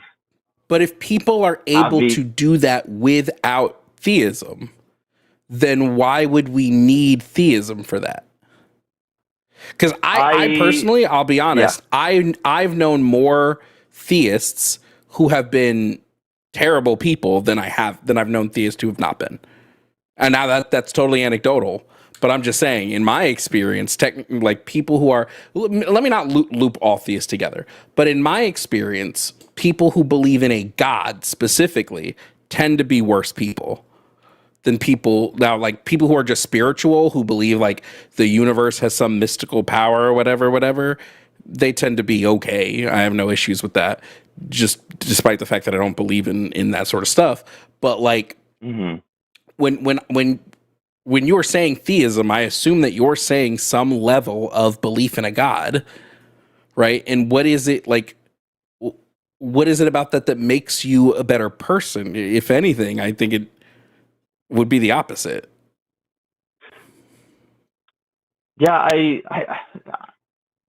think that's totally fair because I'm not an idiot. I've seen, like, I've met people too, and like I've bounced around with my personal beliefs for a long time, and like between off the deep end in one way or the other. And again, yeah, people who are theists, a lot of them tend to not be good people, in my opinion, as well. Yeah, I guess that's just where the religious institution comes in, and well, I think theism is always going to have to lead to some level of religious institution. Maybe not in and of itself, but I think people will always use some level of theism to control. Yeah, I think that's just like I agree. And so then, that just makes me so then sad, would you like well, then I would assume that you would agree that like a world without theism then would be a better world than a world with it, because a world without theism, you would have less tools of control. Like I think, like, sure, maybe, but I think at the end of the day, like those, I'm just curious what the mechanisms of control would be in that case. I think they would still exist. I don't know. No, I'm not saying that methods of control won't still exist, but if we have let's say we have 5 methods of control, and one of those methods of control is theism, then a world without that means we have one less method of control that would arguably be better than a world with it. Yeah, no, I can't disagree. I guess I'm just seeing it with kind of like rose tinted glasses, but I don't know. I also pick and choose like from a lot of different places. Like I think a lot of people should really invest their time, especially like, I don't want to be preachy, but like Buddhist practices, self-reflection, very important. Why? But yeah, I guess that's fair. Why? What about I don't know, like the Buddhist practice of self-reflection is necessarily a good thing? Well, I can speak from my experience in saying that being able to develop skills of self-reflection, and that hasn't come through solely just Buddhism, it's through therapy and other things, but I think it's all of those things together. So you're saying from your personal experience of Buddhism and therapy, you're going to give credit to Buddhism? No, sorry. I shouldn't do that. I should let me then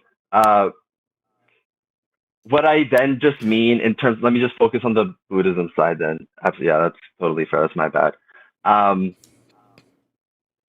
I mean, do you have anything beyond your personal experience? Because I have personal experience. I used to hate weed, marijuana, but I have diabetic neuropathy and pain and difficulty sleeping. And somebody told me, I was dating someone who, to steal a joke from Bill Hicks, smoked more weed than the average traveling funk band. And she said that if I wanted to actually get some sleep, I should just hit this vape or this joint before bedtime and I would be out cold. And you know what? It worked. Now, that's my personal experience with weed. I have other friends for whom it's a bad thing. It increases their anxiety. It makes them paranoid. Can we make any sort of declaration about what the actual benefit is of weed, even normatively, based on our own experience?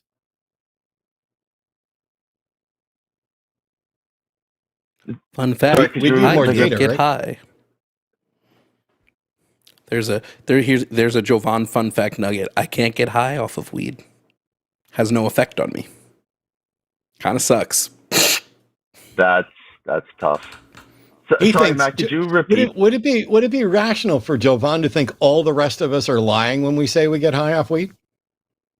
Would it be rational? No. No. But would it be rational for any of us to conclude based on our individual experience that weed is a good thing or a bad thing for other people? So when you start saying the world No. would be better off using, Buddhist self-reflection things, I just want to know why. Amongst other things, I will say, but yes, Okay. So yeah. amongst other things like eating right, getting enough exercise, trying not to be a douche nozzle, engaging in secular humanist stuff.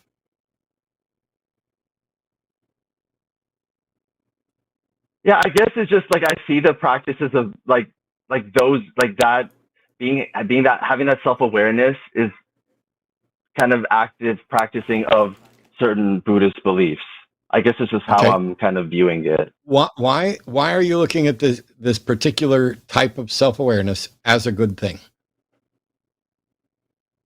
Well, I'm not saying you're wrong. I'm just asking. So I've just kind of tried to look at sort of the major faiths, I'll call them, because I don't even know if Buddhism, they don't even really believe in a God the way that other faiths do. It depends. It depends on which group you talk to and at what time. Yeah, I've had debates with everything. That's the other thing. If there's something so here, I'm gonna let you off the hook, Ethan, because we're getting close to doing super chats. I want to get to the point because I think you're right there. It's absolutely fine to explore and try out different things in the world. And if you find something beneficial and genuinely makes you feel that you are a better person, and other people would seem to affirm that you are a better person from this, by all means, keep doing it. I despise Alcoholics Anonymous and 12-step sobriety programs because I think they replace one addiction with another addiction, an addiction to the program. And I think that if you build your house on sand and the program falls away, then all of a sudden your reason for sobriety falls away. And by the way, Alcoholics Anonymous is a vile organization that hides their recidivism rates and basically says, if you go back to drinking, the program didn't fail you, you failed the program. It also conditions people to say, I have no power over this. I have to depend on a higher power. And generally they'll go with God, but it doesn't have to be God. It could be, a love of other human beings, whatever. But all that does is take responsibility away, which also means it takes credit away. I despise Alcoholics Anonymous. And despite that, if someone is going to AA meetings and it is helping them stay sober, I want them to keep living that better life. Similarly, if meditating works for you, great. If smoking weed works for you, great. Doesn't work for Jovan. I didn't know that. If practicing Buddha stuff, great, cool. Well, we can't go around saying, I experienced this, therefore it's good for the world, because it could be. We could be the oddball, and it could actually be bad for the world. And so, in the same way that I'm not a deist or a theist, I could never be a deist because that is patently absurd. To claim that you have discovered the undiscoverable is bizarre to me. That you have found that, which is anyway. But it's I have no problem with theism apart from nobody's offered a rational justification for it. When they do, I'll be a theist. I do have a problem with individual religions because not only are they still in theism, which means they have not justified their beliefs, but also they've expanded on those beliefs to claim that they know what God said. Or I noticed in your thing, I'm going to cheat a little bit because in the call screen thing, you said Jesus is a good role model. I completely disagree. Jesus. I specifically disagree. Jesus is a garbage role model. We have no reason to think that Jesus actually existed, but I'm happy acknowledging that he did. We have no reason to think we have the words of Jesus, but I'm happy to say, okay, these are the words in the book. And if you take a red letter Bible and you read through it, you will find that, as I did when I did a video on the Sermon on the Mount, you'll find that Jesus said some good things and some bad things. I don't see that Jesus is a good role model for a number of different reasons, not the least of which is he essentially claims that he is God, the same God of the Old Testament, the same God that was okay with slavery, the same God that was okay with genocide, the same God that is okay having different standards for Jews than Gentiles, the same God that has different standards for women than men. If you were God and you came down and took human form and had something good to say, I would think your first duty would be to correct all the misinformation that's been said and done in your name in the thousands of years prior to that. Jesus didn't do that, which means Jesus is either a liar, a delusional liar. And I don't think delusional, I was going to say or something else, but I don't think delusional liars are good role models. When you look at what Jesus actually said, if he's God, he's advocating for the God monster, which makes him not a good role model. And if he's not God, then he's delusional and saying that he's here to bring about the kingdom of heaven.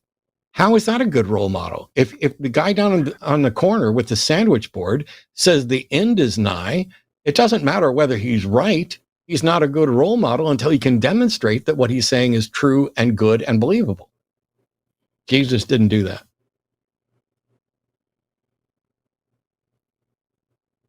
Yeah. So, sorry, I'll like make this quick, just like you said. I guess I should have I don't know if I probably should have put that in there because like I really have a very maybe different interpretation of like stuff in the Bible because I think there's inconsistencies in the synoptic gospels, which kind of questions like the accuracy between the stories. Like I am fully aware of that. I think the book of John is something else. I'm sorry. But that's a different. Yeah, the synoptic. So, for example, what's Jesus say about divorce? See, that's the thing about. If we're gonna get into this, I guess just with my interpretation of Jesus, I think there are things that the writers took liberties to insert stories or things. Oh, wait. So when Jesus says that anyone who divorces his wife, except for grounds of sexual immorality, makes her commit adultery, you think that the writers came up with that and not Jesus? Well, it's writers who wrote it. Like, I'm fully aware that it was human beings after 70 AD who wrote the Bible. Like, that's not the issue. Okay. What parts of the Bible do you think are actually what Jesus said, and how do you know? I think it's all the communist stuff. Everything else. Everything else I think it's like what I take from Jesus is basically like the way I think about it is like Jesus was born a Jew, died a Jew. That was his story. If you were to take any lesson from what sorry, I don't want to get preachy, but if you take any lesson from what he learned, it's love thy neighbor. So it's things built You're so full of shit, that. it's comical. You're so full of shit, it's comical. My question was, how can you tell which things attributed to Jesus are things Jesus actually said? And what you basically just said is, you pick and choose. Well, then why didn't you answer that question when I asked? Because what you said is, you basically pick and choose based on what you think Jesus means, right? Correct. Yeah, because So how is that different from Westboro Baptist Church saying what they think Jesus said and means? Because I think they incite violence, and I think that's like they what promote a garbage response. The answer is there is no difference. You have no better foundation for assuming your interpretation of Jesus is any more accurate than anybody else's interpretation of Jesus. And the only footing you can point to are the words actually attributed to him, whether they're true or not. You have nothing else to point to that is in any way Jesus or Jesus's character. And so you are picking and choosing which words based on the God you've invented in your head, or sorry, the Jesus you've invented in your head. You are on no stronger epistemological grounds than Westboro, than the Catholics, than the Protestants, than the Pentecostals, than the people who think Jesus was man or not man. You have nothing other than, here's what I think about Jesus. So let me ask you this.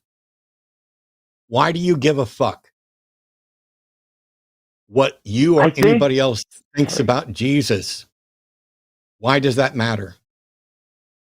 I think part of it purely is just from like upbringing and like what that's done as like to what that does to a child. But I think Do you what care I about virginity? and what do you mean? But like, what do you Do mean? you care if your partner's a virgin or not? No, Okay. Were you brought up to care? not like my parents are never very like that much on me with that, but I just was like I went to Catholic school, so that was just kind of like the I'm doctrine just that I trying to was brought up under. I'm just trying to figure out. Sorry, Ethan.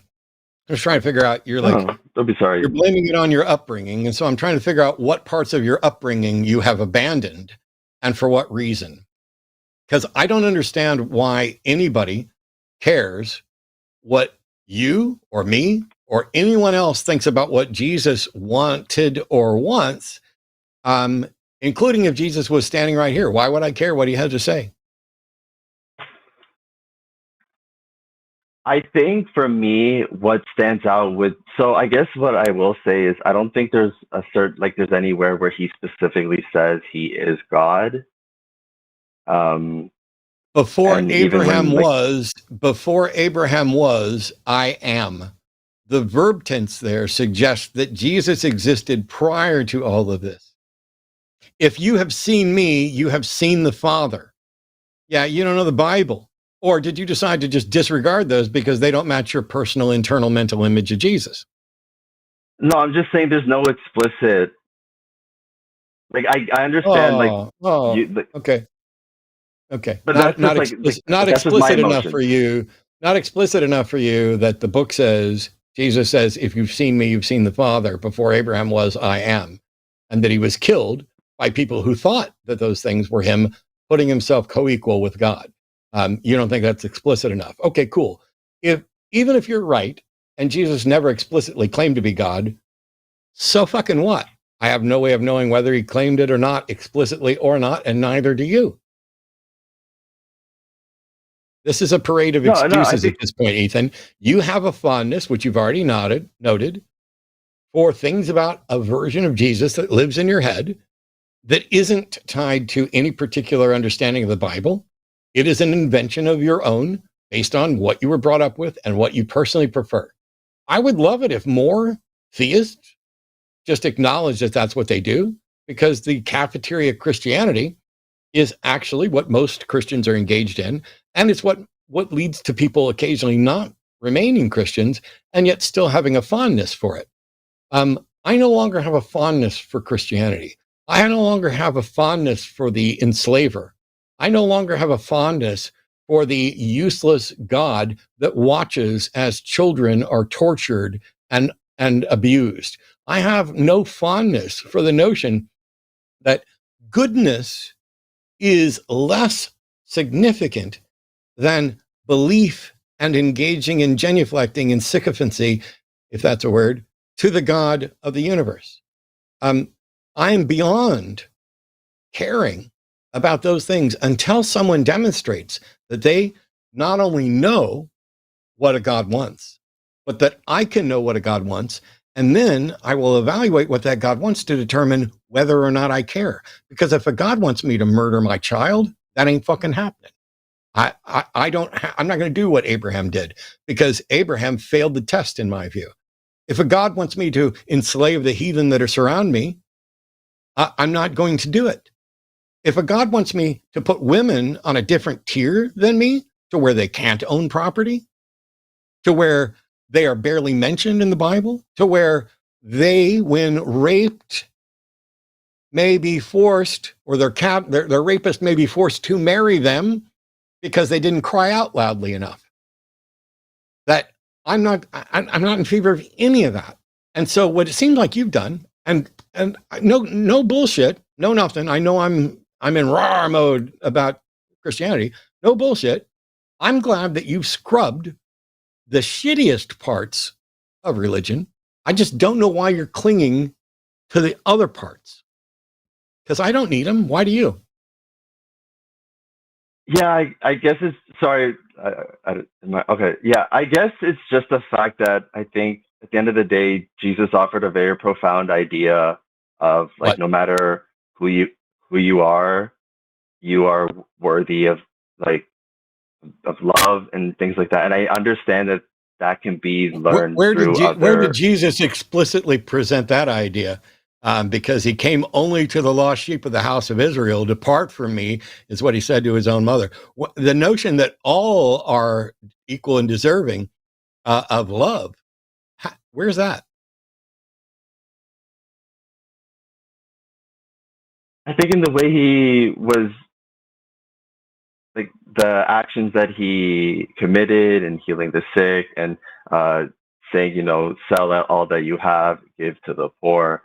Um, like just his actions, and I don't know. I guess I'm just trying to say I think those are good things to do, and I think the idea that you are worthy was something that wasn't really caught on me until like, and I But used you're not Jesus to fill worthy. that hole. So You're not worthy. From the biblical standpoint, we are unworthy. We are fallen creatures. We have been given over to a reprobate mind. Christians' main theme is not that we are worthy of love, but that God loves us despite our unworthiness, despite our rebellion, that we are fallen, sinful creatures. So there's nothing within Christianity that says you are worthy of love. What there is them saying that God loves you even though you don't deserve it. And that's fucking abuse. He beats me because he loves me. That's what that is. God is the ultimate mafia boss. That's a really nice soul there. Be a shame if something were to happen to it.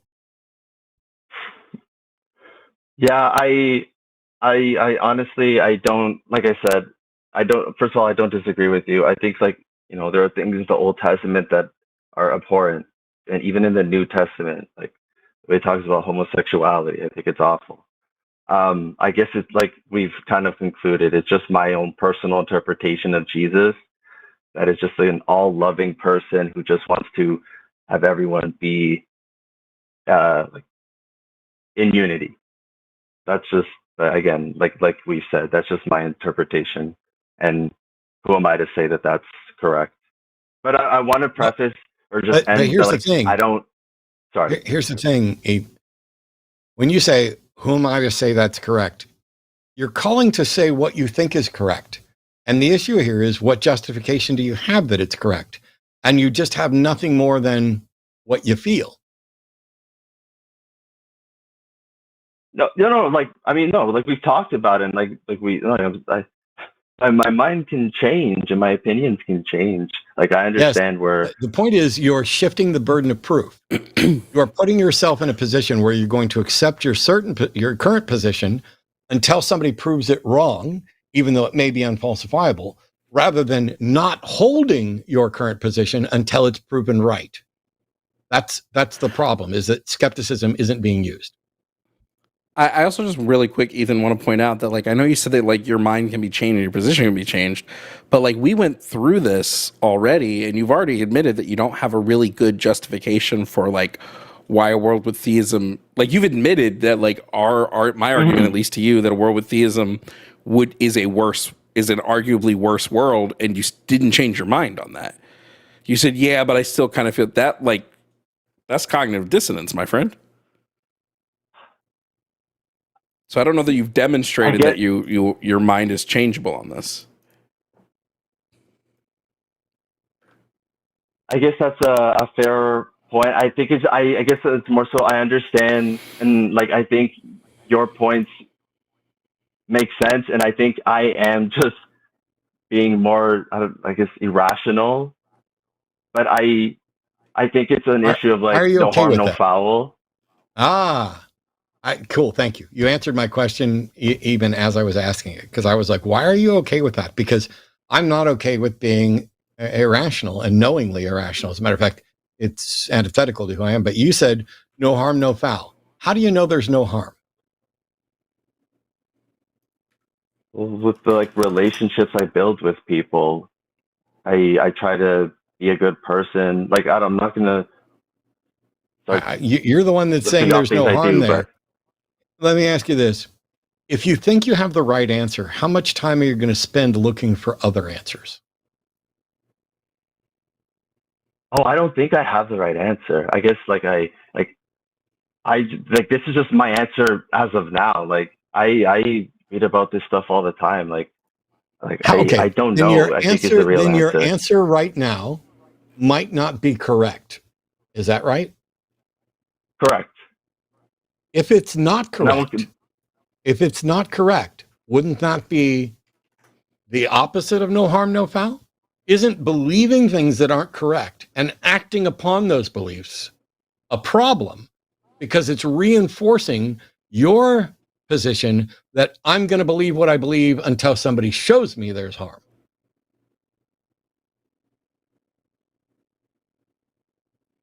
I guess I'm just I hear you, and I think I don't think I'm not expecting people to I don't know. I guess I'm not I don't know. I'm not really expecting anyone to change my mind. This is this is what has been able to settle in my mind emotionally, mentally, physically to be or try to be a good person. Okay, I'm all in favor of you trying to be a good person. I'm not sure how you know what good is, but we don't have time to get into that tonight. No, like who does? Like it's my best interpretation. I do, but we don't have time to get to that tonight. I'd be happy to talk to you about it another time. However, the issue here is, and people already know I'm going to ask this, and some people are like, why hasn't he asked this yet? So I'll just get it over with. Do you care more about whether your beliefs are true or whether they are comforting? I guess in terms of my spiritual beliefs, whether they're true or whether they're comforting. Wait. Are you saying that you have a different standard? You care more about truth for one category than another category? Well, does science count? I don't know. I care more about whether all of for every belief in every category, I care more about whether it's true than whether it's comforting. There are probably exceptions to that I'm unaware of, but when they're brought to my attention, I can no longer maintain those positions. You seem to have a category of caring more about truth in a science sense and caring more about comfort in a spiritual sense. For me personally, yes. That's who I'm talking to. Yes. Okay. I not only don't know what spiritual is, but I'm not going to use the label spiritual as an excuse to not care about what's true. I only care if the claim is true. And until it's been demonstrated to be true, I cannot accept it. And I don't put a requirement that it needs to be proven false because some claims are untestable and unfalsifiable. And so for a claim that's untestable, like there's a deistic God, it is completely irrational to accept that there is a deistic God because you are basically claiming that you have discovered the undiscoverable, which I already said earlier, but I wanted to get back to I guess it's like I don't claim to have discovered. I think, you know, like I guess that's like my whole thing to end this off is like I don't really claim to know. Like I'm stuttering. I didn't ask that. This isn't about claiming you know. You're saying you believe something, and you're saying you've acknowledged you believe something, that it is in fact irrational, and that for some categories of things you care more about whether they're comforting than whether they're true. That what I just said is accurate, right? You said those things? Yeah, I guess just what I believe to be good is true. That's fine. I just want to make sure. I just want to make sure we got to the point where you, for some things, care more about whether it's comforting than true, and you acknowledge that you are engaged in irrational beliefs because you find them comforting and good. I can't do that. I don't know why people can or do. It doesn't make sense to me. I appreciate the fact that you are both honest about the motivations and the lack of justification, and that you're genuinely trying to be a good person. That's all good stuff. But at the end of the day, I want to know what's true. And for now, at least, I don't know that you have anything useful to add on what's true. No, I think that's incredibly fair. I don't. I think atheists are very fair to claim that because what proof is there? I agree. As soon as they come up with evidence, as soon as you figure out how to prove a deistic God, matter of fact, I will quit the show and preach the goodness of my broken epistemology and deism the day somebody shows how to confirm an untestable claim beyond the bounds of our ability to investigate, like deism. Now, I rescind that if we come up with a way to investigate. But if a deistic God is by definition a non-interventionist God, that means it doesn't interact with reality in a detectable way, and yet you think there's good reason to believe it's there. And I'm like, that's detecting the undetectable. Anyway, I don't need to keep going. I appreciate the call, Ethan. Please keep trying to be a good person. Please keep working to figure out what's true or not true. But in the absence of an ability to do that, I appreciate that you're trying to be good. Thank you so much for having me. I appreciate it. Thank you for the opportunity. You bet. Thanks, Ethan. That is the final call from the show. Producer lady, Hey. you can cut off the calls. We got a load of super chats to get to. I'm here on Wednesdays. This is the hang up, and it's about whatever I happen to be hung up on. Today we did it a little bit about the broken world, the shooting that took place, how what the administration's doing, and we took calls from people who were Trump supporters but were really just transphobes and racists, and we took calls from people who were advocating for God beliefs that they couldn't prove despite all their efforts to try to be decent people.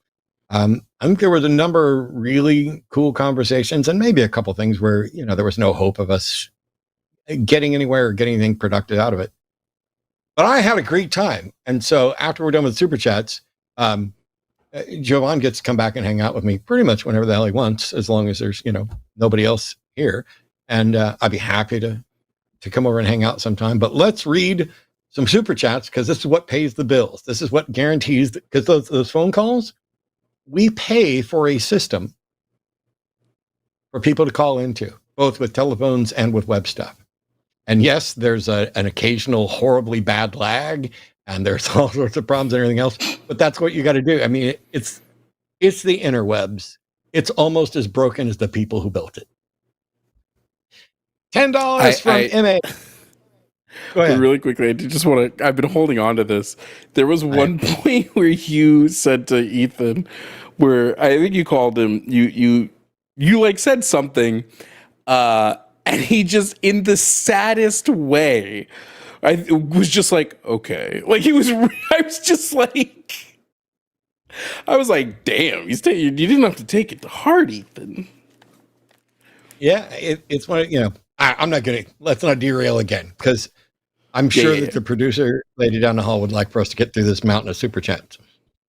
So $10 from MA Throstimus, longtime Matt listener and love Jovan too. So today is a treat. Thank you both for your excellent work opposing hate and fear mongering with logic. Thank you so much. That's a generous donation. Appreciate it. We got $10 from the Atheist Mechanic. Trump not being happy about something? Easy there, Bob. I assume you meant Bone Spur Bandit. Your happiness is highly irrelevant. Yeah. Happiness is overrated. There's no reason. Oh, wait. Was that Arden? No. That was me. I thought I heard Arden in my ear, but I definitely did not. $10 from Greg Markowski. Hey, Greg. Thanks for everything, Matt. I look forward to your voice every week. You're the best. Well, I'm probably not, but as long as you think so, I'll take it. $10 again from the Atheist Mechanic. It's sad to see the state of this country today. This is not the nation I was taught about when I was growing up. You weren't taught about it, but it still was the nation. It might be a little bit of justification that some people's apathy and hatred is their chickens are about to come home to roost. Another $10 from the Atheist Mechanic. Thank you so much. When the executive order came out, this woman wanted to argue with me that anyone who wants to burn the flag needed to be deported to anywhere of their choosing and made as a felony charge. Wait. Wow. You mean I could get deported? I could burn the flag and like get sent to Japan without having to spend the money? They're not going to send you to Japan. They're going to send you to Uganda like they tried Anywhere to do of with my Kilmar. choosing. Oh, anywhere they're I want to go to choosing. Japan. Ooh, I misread I think that. they mean Thank the you. government's choosing. Well, that's- that's... Oh. Yeah. See? I Egg on have my poisoned face. Arden. She probably would have said, oh, yeah, that's a good way to look at it. But she's lived with me so long now that she went right down my pessimistic route. Also, while I have the mic, this is a good time to remind you guys that we're at 827 likes right now. I think we could easily crack 1,000 likes before the show is over, and that would be great for our algorithm. So how about all of you guys who are not in chat, who are just listening right now? You pick up your phone or your wherever you're watching and go hit that like button for us. Get us to over 1,000 likes before the show's over. I tell you what, we're sitting at 827 likes right now. How about if I just stop reading super chats and do nothing else but sit here and stare at you in a goofy sense and maybe talk to you about EverQuest or snakes or something until that number hits 1,000? No, please. No, keep going. Just let them. Okay. I could recite the Five Nights at Freddy's lore. I cry. I might take you up I'm on not that hearing later, no. but I'm not hearing I no cry. opposition. I'm not trying to hear Arden beat me up later over it. But yeah. $10 from the Atheist This is Mechanic mine. again. Or just- I'll just do it. Also, middle fingers up to Kim Davis. Absolutely, fuck Kim Davis. Actually, nobody should fuck Kim Davis. $10 from Rory Reviewer said, since fascism is here now, we need a code for talking about Trump. I suggest ass trumpet. Donald equals donkey equals ass. Trump equals trumpet because he's always blowing out shit. That's pretty funny. It made me laugh. Thank you, Rory. I couldn't play the trumpet. That's another story that we don't need to get into. $10 from Kara. Fascism is fascistic. Facts. Water is wet. $10 again from the Atheist Mechanic. Thank you for all the super chats, the Atheist Mechanic. At this point, South Park isn't even parody. Trump and his sycophants are writing their shows for them and making them money. Yeah. I mean, wasn't the contract for like $1 billion or $1.5 billion? I got to imagine the writer's room is like cake this season. It's so And they easy. do the for show. them. It's Matt and Trey doing a show in a week. Like they don't plan Yeah. out a season. They just boom, let's go in and knock it out. The It's like six, me with six this Days show. to I Air didn't plan documentary this is shit. so good. If you Yes. if you haven't seen it, it's so good. $10 Canadian in alleged money from Reverend Nate. Care of home and children, petty quarrels with neighbors, films, football, beer, and above all, gambling filled up the horizon of their minds. To them, in control was not difficult. George Orwell? Yep. Yeah.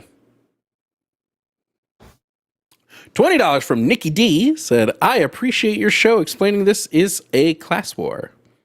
Yeah. I'm always class war focused over here. By the way, in case we got distracted for a while, Israel's committing a genocide. Please release the Epstein files. $10 from God's Sinner.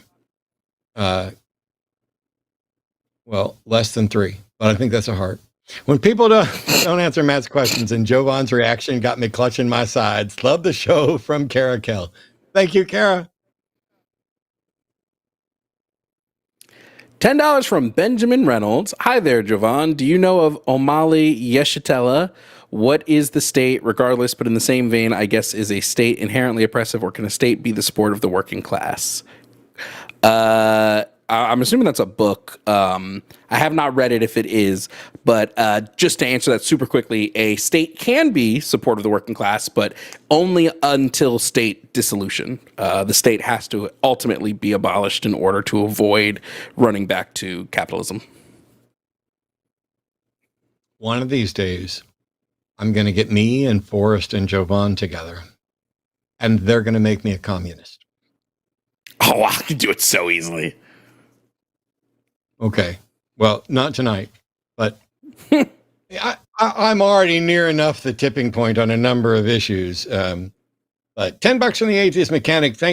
By the way, it doesn't go unnoticed, the repeated contributions here. And that is a bamboo ball python, as I mentioned several times. We, by the way, cut the eggs. Arden doesn't even know this. From a ball python clutch. And 2 of the eggs were obviously bad right off the bat.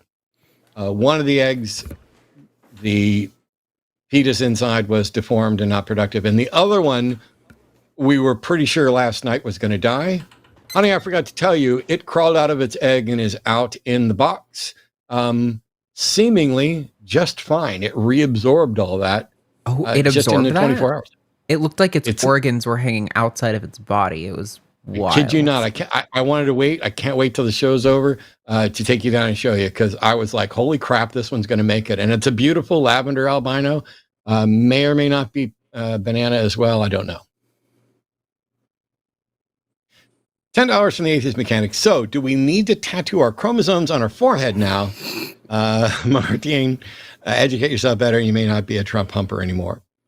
It's one of those things. It's like, oh, how do we tell if you're trans? How do you tell if you're cis? Ooh, I never thought of that. And why not? It's for the same reason that, well, we're opposed to trans women. Aren't you opposed to trans men too? Well, I mean, yeah. I mean, we're opposed to trans ideology. It has nothing to do with that. I'm terrified that I might look at a woman and get an erection and then realize, oh my gosh, she's got a penis. What have I thought? How gay am I? I remember, oh my gosh, I'm going to forget her name. She's one of the earliest and biggest trans porn stars. Fuck. Anyway, she was sitting there answering a Q&A, and in the Q&A, somebody was like, if I find you sexually arousing, does that make me gay? And she goes, yes, it does. Just boom. I love that. $10 from D20. Thank you so much. Said, can we have more Jovan on the line, pretty please? This is more me on the line. The answer is yes, and that was already decided. But thank you. $10 from Legally Maud. Hey, Martine. I love that name. The United Nations Human Rights Council says that trans women have the right to compete in women's sports and that any measures to ban us harm more cis women. That's because the United Nations Human Rights Council not only cares, but understands the issue better than Martine ever will. Probably. I hope I'm wrong. I hope he comes around. $10 from Reverend Nate said, here's some money to fix Martine's walls because he keeps backpedaling through best Gary Oldman's voice. Everyone. I love that. Everyone. There you go. I did it for you. $20 from Mitchie Lee. If Martine is legit interested, I'll send a free e-textbook, Schaefer Racial and Ethnic Groups, whole chapter on Asian assimilation success. Well, Japanese, because the same can't be said for Southeast Asia. Second time he mentioned it, shut the fuck up. It's wild. It is. This is one of the things you can tell that you're arguing with someone who's not interested in an actual conversation, because they try to make point A, it gets shut down, and then they go on to B, and then it gets shut down. And eventually, by the time they get to D and E, those points have nothing to do with the original points. We've now somehow shifted topics, like from why I'm a Trump supporter to why trans women shouldn't participate in sports. I mean, it is very telling. For the same reason that they don't answer the fucking question they're asked, and instead answer the question they wish they had been asked.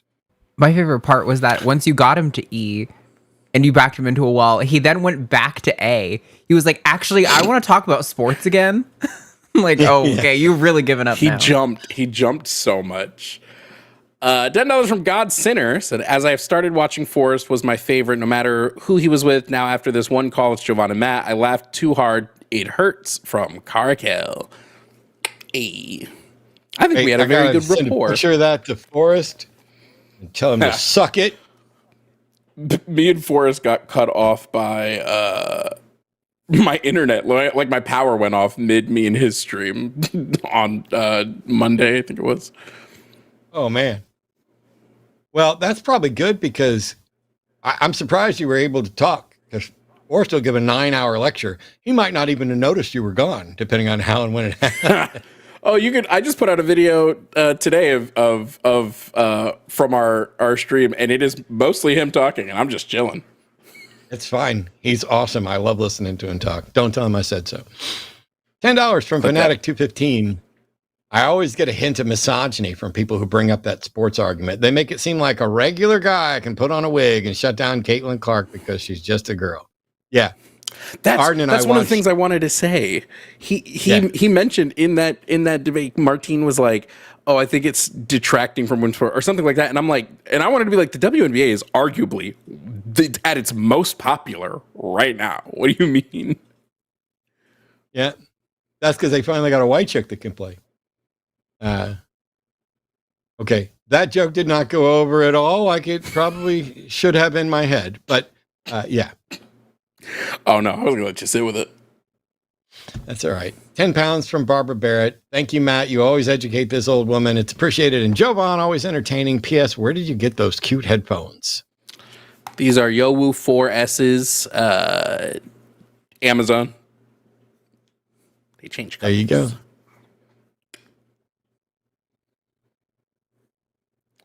$10 from Jasmine Bryant. I understand thinking Harris versus Romney wouldn't be a big deal, but Bush 1 gave us Clarence Thomas and Bush 2 gave us Alito and Roberts. That is a reason enough not to sit out.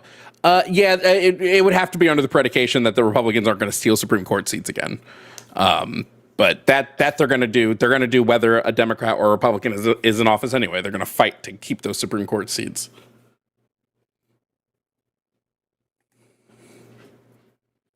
All right. $50 from WK Misty Nipples. Hey, Misty. I'm embarrassed that Dylan is in Colorado. Move Dylan. We are a blue state. Hashtag zero fucks. Hashtag Team Zerba. Hashtag love you soon. You forgot your gay homie. That'll be another $50. I'm kidding. I mean, you can, but. I love everyone from Colorado, but I went to Colorado once and it was the worst state I've ever been to. I could not breathe. I spent a weekend not being able to breathe. It impacts different people differently. When my ex and I went for a convention, and she was exhilarated. I mean, she got up there and was just climbing a mountain like she had more energy and everything else than ever before. And I was just sitting there going, now, granted, I was a much bigger person at the time, but I know it impacted. No, that was me. That was me. I was dying. $10 from Mr. Boricua 10. Oh God, I don't even. Do you want to? I have no clue. Dylan, I think they're trying to. Yeah, they're doing a British. Why you got against yourselves, your brains have gone away of the knockers. You made very little sense. What a right-out dumpster fire you've been. Two of yous. Land a beer. There you go. Learn to get better, but it's hard. Learn to get better. Whoa. Learn to get better. Please, sir, more better on my bread. Oh, wait, that's butter. I'll do this one. Butter. $10 from Andarius Rosethorn. Historically, once fascism takes root, elections have never ended it. If you believe fascism has already begun, look at what's next. Vote for hope's sake, but be prepared to do more. Agreed. Couldn't agree more.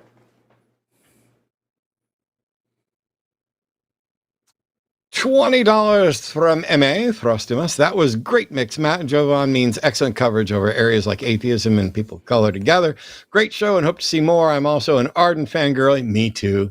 So headcanon is that she brought y'all together here. And actually, that's probably just canon. It's so pretty much. I don't know if I said how, but it was so funny because I was like setting up stuff for like my podcast, and I don't remember what it was, but like people would be like, "Oh, Jovan, you should be on the. Have you ever heard of the line? You should be on the line." I'm like, "Yeah, if they ever ask me to show up, I will." And then somebody, literally like 2 days later, sent me I think it was a TACIS that Arden did, where somebody brought me up in the comments. And I was like, oh, that'd be cool if one day I get on there. And then like I just forgot about it. And then I'm thinking of like stuff for a podcast. And like the next day, Arden sent me like a message on Instagram. I was like, that's crazy timing. Usually when I find a new creator that I'm like, oh, well, obviously you're not a new creator, but new to me, and I'm like, oh, I want to bring them on the line, I'll watch them for a while first. And so I think, yeah, I probably had watched a couple of your things and was like thinking about your stuff and was mentioning it on a stream, and then was like, well, fuck it. If I brought him up live on air, I should probably just have him on the show now. And now we're besties. It was, BFF. it didn't take long. Like, she's like, have you seen this guy, Jovan Bradley? I think he's awesome. We should work with him. And I was like, okay. And I just, you know, she tells me stuff and I just do it. And then I started watching stuff and from a number of other creators as well. I like to get other creators in, both people with bigger audiences and smaller audiences, because mine should never be the only voice that somebody listens to. Not even me, especially not me, I guess. I'm working to ignore myself. $10 from USC Trojan 51. Matt's giving the rock level energy tonight. Shut up and enjoy the ride. Matt is taking you on. Jimmy, go take a tsunami from Bronson Reed. The tribal thief. Go fuck yourself, Jimmy. And hashtag Bradley Baddie. We love the baddies over here. That's my peoples. Them's the bads. $50 from Alan Michael. Thank you so much, Alan. I'm an atheist and a young pastor. I've stuck around because I fear my safety. The pastor is very close with the sheriff who is being investigated by FBI. These shows have been a huge help and have led me to RFR. Hope to call in soon to talk about it. Oh, Alan, that's so... I do hope that your safety is paramount there. Yeah. Let's just move on. I'm going to hope that's... Anyway, another time. I hope it all works out, Alan. Thank you so much. That's very kind. $10 from Joshua Everett. I don't believe that skepticism properly applied can reasonably lead a person to modern American conservatism. What are your thoughts? I agree. Hashtag Team the Monad. Man, that monad stuff is... Y'all are digging it. Like Kavitz. The dude that said caveats instead of caveats, when we posted that clip, people, I almost fell out of my chair laughing when he said caveats. You know, you never know. You never know what's going to be the thing that people latch onto. For context, though, it's especially funny because he literally started by being like, I literally have a degree in English literature or something like that. Yeah. And then he went on to say caveats. It's a shame he didn't have a degree in French-based roots of words. But I'm not even sure that's right. But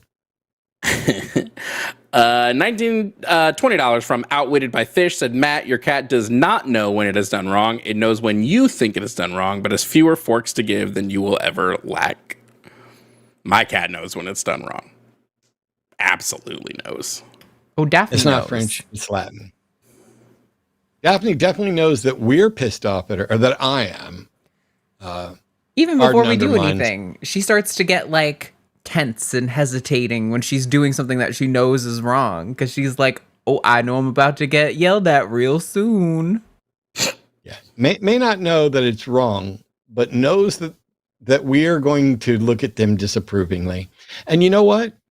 That cat has more evidence and understanding of what we think of its actions than any human being has evidence that God exists and understands anything about anything we've ever done.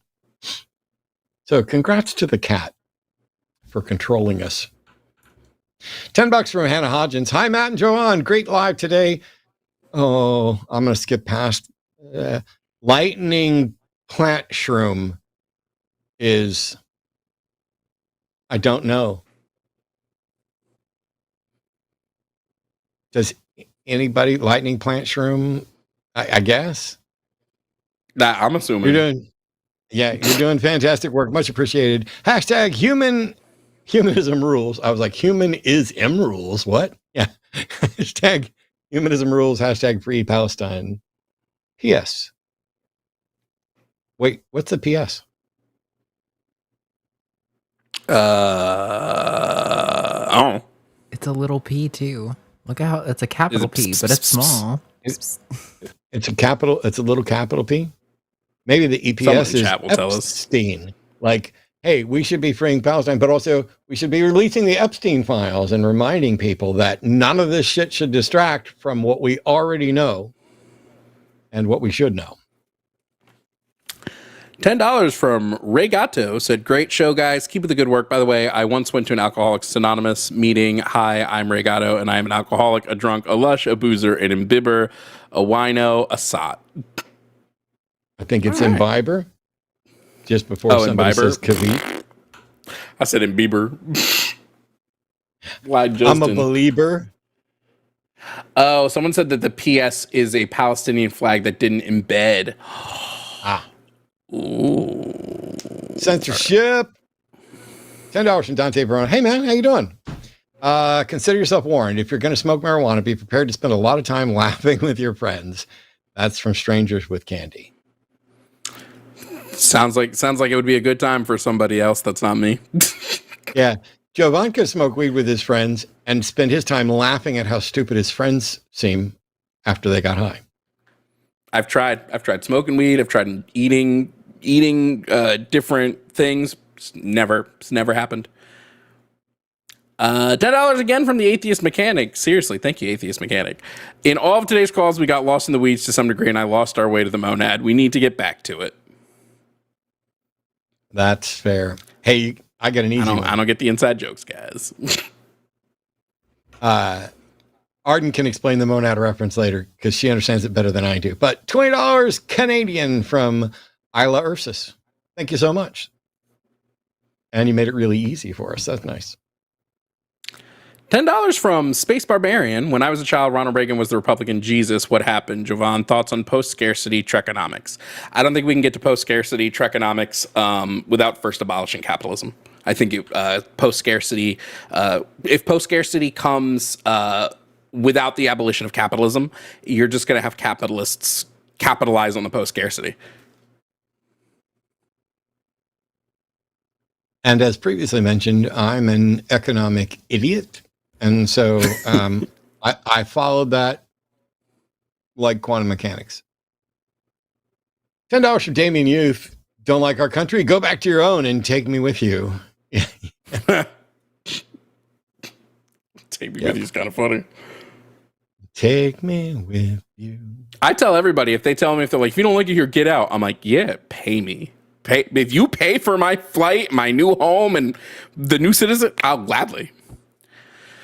$10 from Joshua Everett. Since Jovan offered, I don't see any good reason to think the DCI happened. All the evidence for it is about 140 pixels and save them from FNAF 2 and literally zero other mentions of sources. I agree. I don't think DCI happened. I think it's first of all, slight tangent. Arden, I promise I won't go on for long. None of the canon of the first 4 games is now even considered canon because they retconned it all to be games in the world. You can argue that maybe those games were based on real events, but we have zero evidence on what real events really happened. But I agree. I don't think DCI actually holds under any like theory water. Arden, should I ask or should I go on? I mean, I know FNAF is Five Nights at Freddy's, but I don't know DCI. It's like a greater DCI is the dead child incident. It's saying that in Five Nights at Freddy's 2, William Afton, who killed the original 5 kids that inhabited the animatronics in the first game, actually, before he did that, killed 5 other kids that inhabited the toy animatronics in the second game, because the second game was a prequel. And I agree, I don't think that holds up. I don't think William Afton killed 5 kids, then like 10 years later killed 5 more kids. Whoa, I don't buy the DCI. I'm the most anti-spoiler person you're going to meet, and I don't give a shit about that. $10 from Jessica Doodoo McButtface, just to make Arden suffer. When pairing snakes, how do you balance genetic diversity, desired morph traits, and long-term line health without compromising ethical or biological integrity? Hashtag sorry, not sorry. That's actually easy. I don't give a shit about ethical or biological integrity. I only care about the cool mad science experiment of, let me put this snake with this snake and see what happens.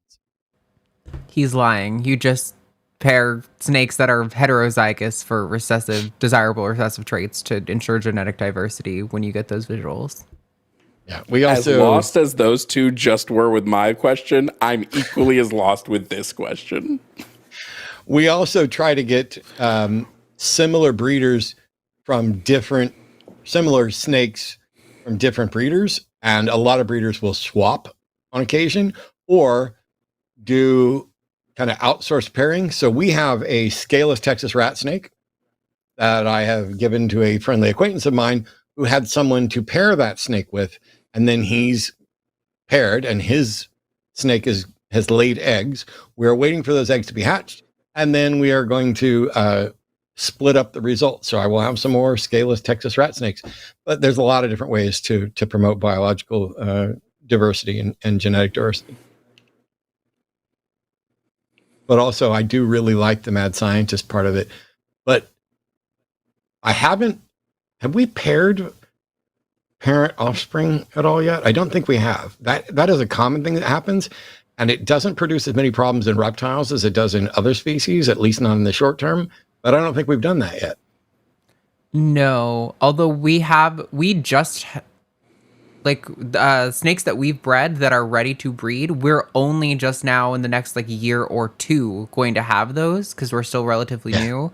So we haven't really had an opportunity to do something like that. Although we probably will with one of our holdbacks, or a couple of our holdbacks. Because I was thinking the super striped Supergirl one might get. Although, anyway. Snakes are scary. $10 for Benjamin Reynolds. Sorry, Jovan, I misspelled your name in my previous super chat. Look up Amali Yeshiteli, the founder of the Uhura Movement, a left-wing African internationalist organization based in St. Petersburg, Florida. I'll have to look that up, especially since I live in Florida. And I'm not that far from St. Petersburg, so definitely going to have to look that up.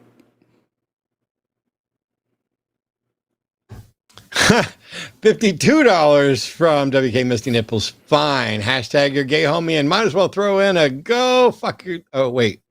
I think it's supposed to be GFYJ. I think it was a mistake. I think maybe it's go. Can you throw in another one for another 50 and put in whether that was supposed to, I'm kidding. Whether it's supposed to be GFYJ. I think it is. With the extra $2. Yes, go fuck yourself, Jimmy. We got it. Thank you so much, Misty. She put a regular chat in. That's a damn typo. GFYJ. So, yeah. Fair. And the final super chat from today, unless somebody gets one in really quickly, is go ahead. Get them in, guys. $10 again from Hannah Hodgins. Said the emojis don't mean anything. I just like them. LOL. Yeah, I added the Palestine flag. I guess YouTube censored it. Anyway, y'all are great. Damn, YouTube Zionist confirmed. Well, that would be VMix Zionist confirmed because YouTube isn't managing our super chat things, but yes. Oh, yeah. Well, that depends. Did it censor in the YouTube chat too? I don't know. Let me double check. Because if YouTube censored it, then change it to a PS, then VMix, then that's why VMix would take it, right? Now I want to know. Nope. It's there on YouTube. It's just not on. Damn, VMix Zionist confirmed. Okay. So, not to end on any sort of down note or anything. I'm thrilled that Jovan was here. We'll definitely do more stuff in the future as long as he'll put up with me. And thank you so much to Arden for producing, to our call screeners, our moderators, to everybody who donated by super chats and everything else. There was a lot of news and there was a lot of stuff. And then we had conversations that really had virtually nothing to do with most of the news stories that we talked about. Several things to not forget. It's very likely that things are going to get worse before they get better. It's very likely that things are going to seem hopeless and may or may not be hopeless or less hopeful to varying degrees. We've got to support each other. We have got to hold our elected representatives accountable to do their job. And their job should not be to kowtow to corporations and billionaires, to bow to special interest groups, to support Israel just because everybody's always supported it. There's a right time to support stuff and a wrong time to support stuff. There are good reasons and there are bad reasons. The America that I served to defend, the Constitution that I vowed to protect against all enemies and foreign and domestic, is under attack. And I don't see how to fix it. But I have to keep trying to do whatever I can to actually fix it. Trans person killed kids at a Catholic church, Catholic school. You'll be hearing about that. Watch what they focus on. Watch how they use it and compare how they react to this vile, disgusting act when compared to others. Hold their feet to the fire to make sure that this isn't whataboutism. This is, why are you focused on this and not that as well? Why do you invent a Jesus in your head that's the way you want him to be? Why does God hate the same people that you do? Why does God agree with you in your positions? And why should any of us care whether you think you speak for God, whether you think you know what a God thinks? All I care about is what's right and what's good for everybody. That is not easy. But you can't even get started if you don't get involved. Thank you guys so much for watching tonight. Thanks to Jovan and everybody else for participating. You can go to patreon.com/calltheline to find out more about the network. Like, subscribe, join the channel, visit linemerch.com, become a patron, whatever. I greatly appreciate all your efforts. We look forward to seeing you next time. Go check Jovan out tomorrow.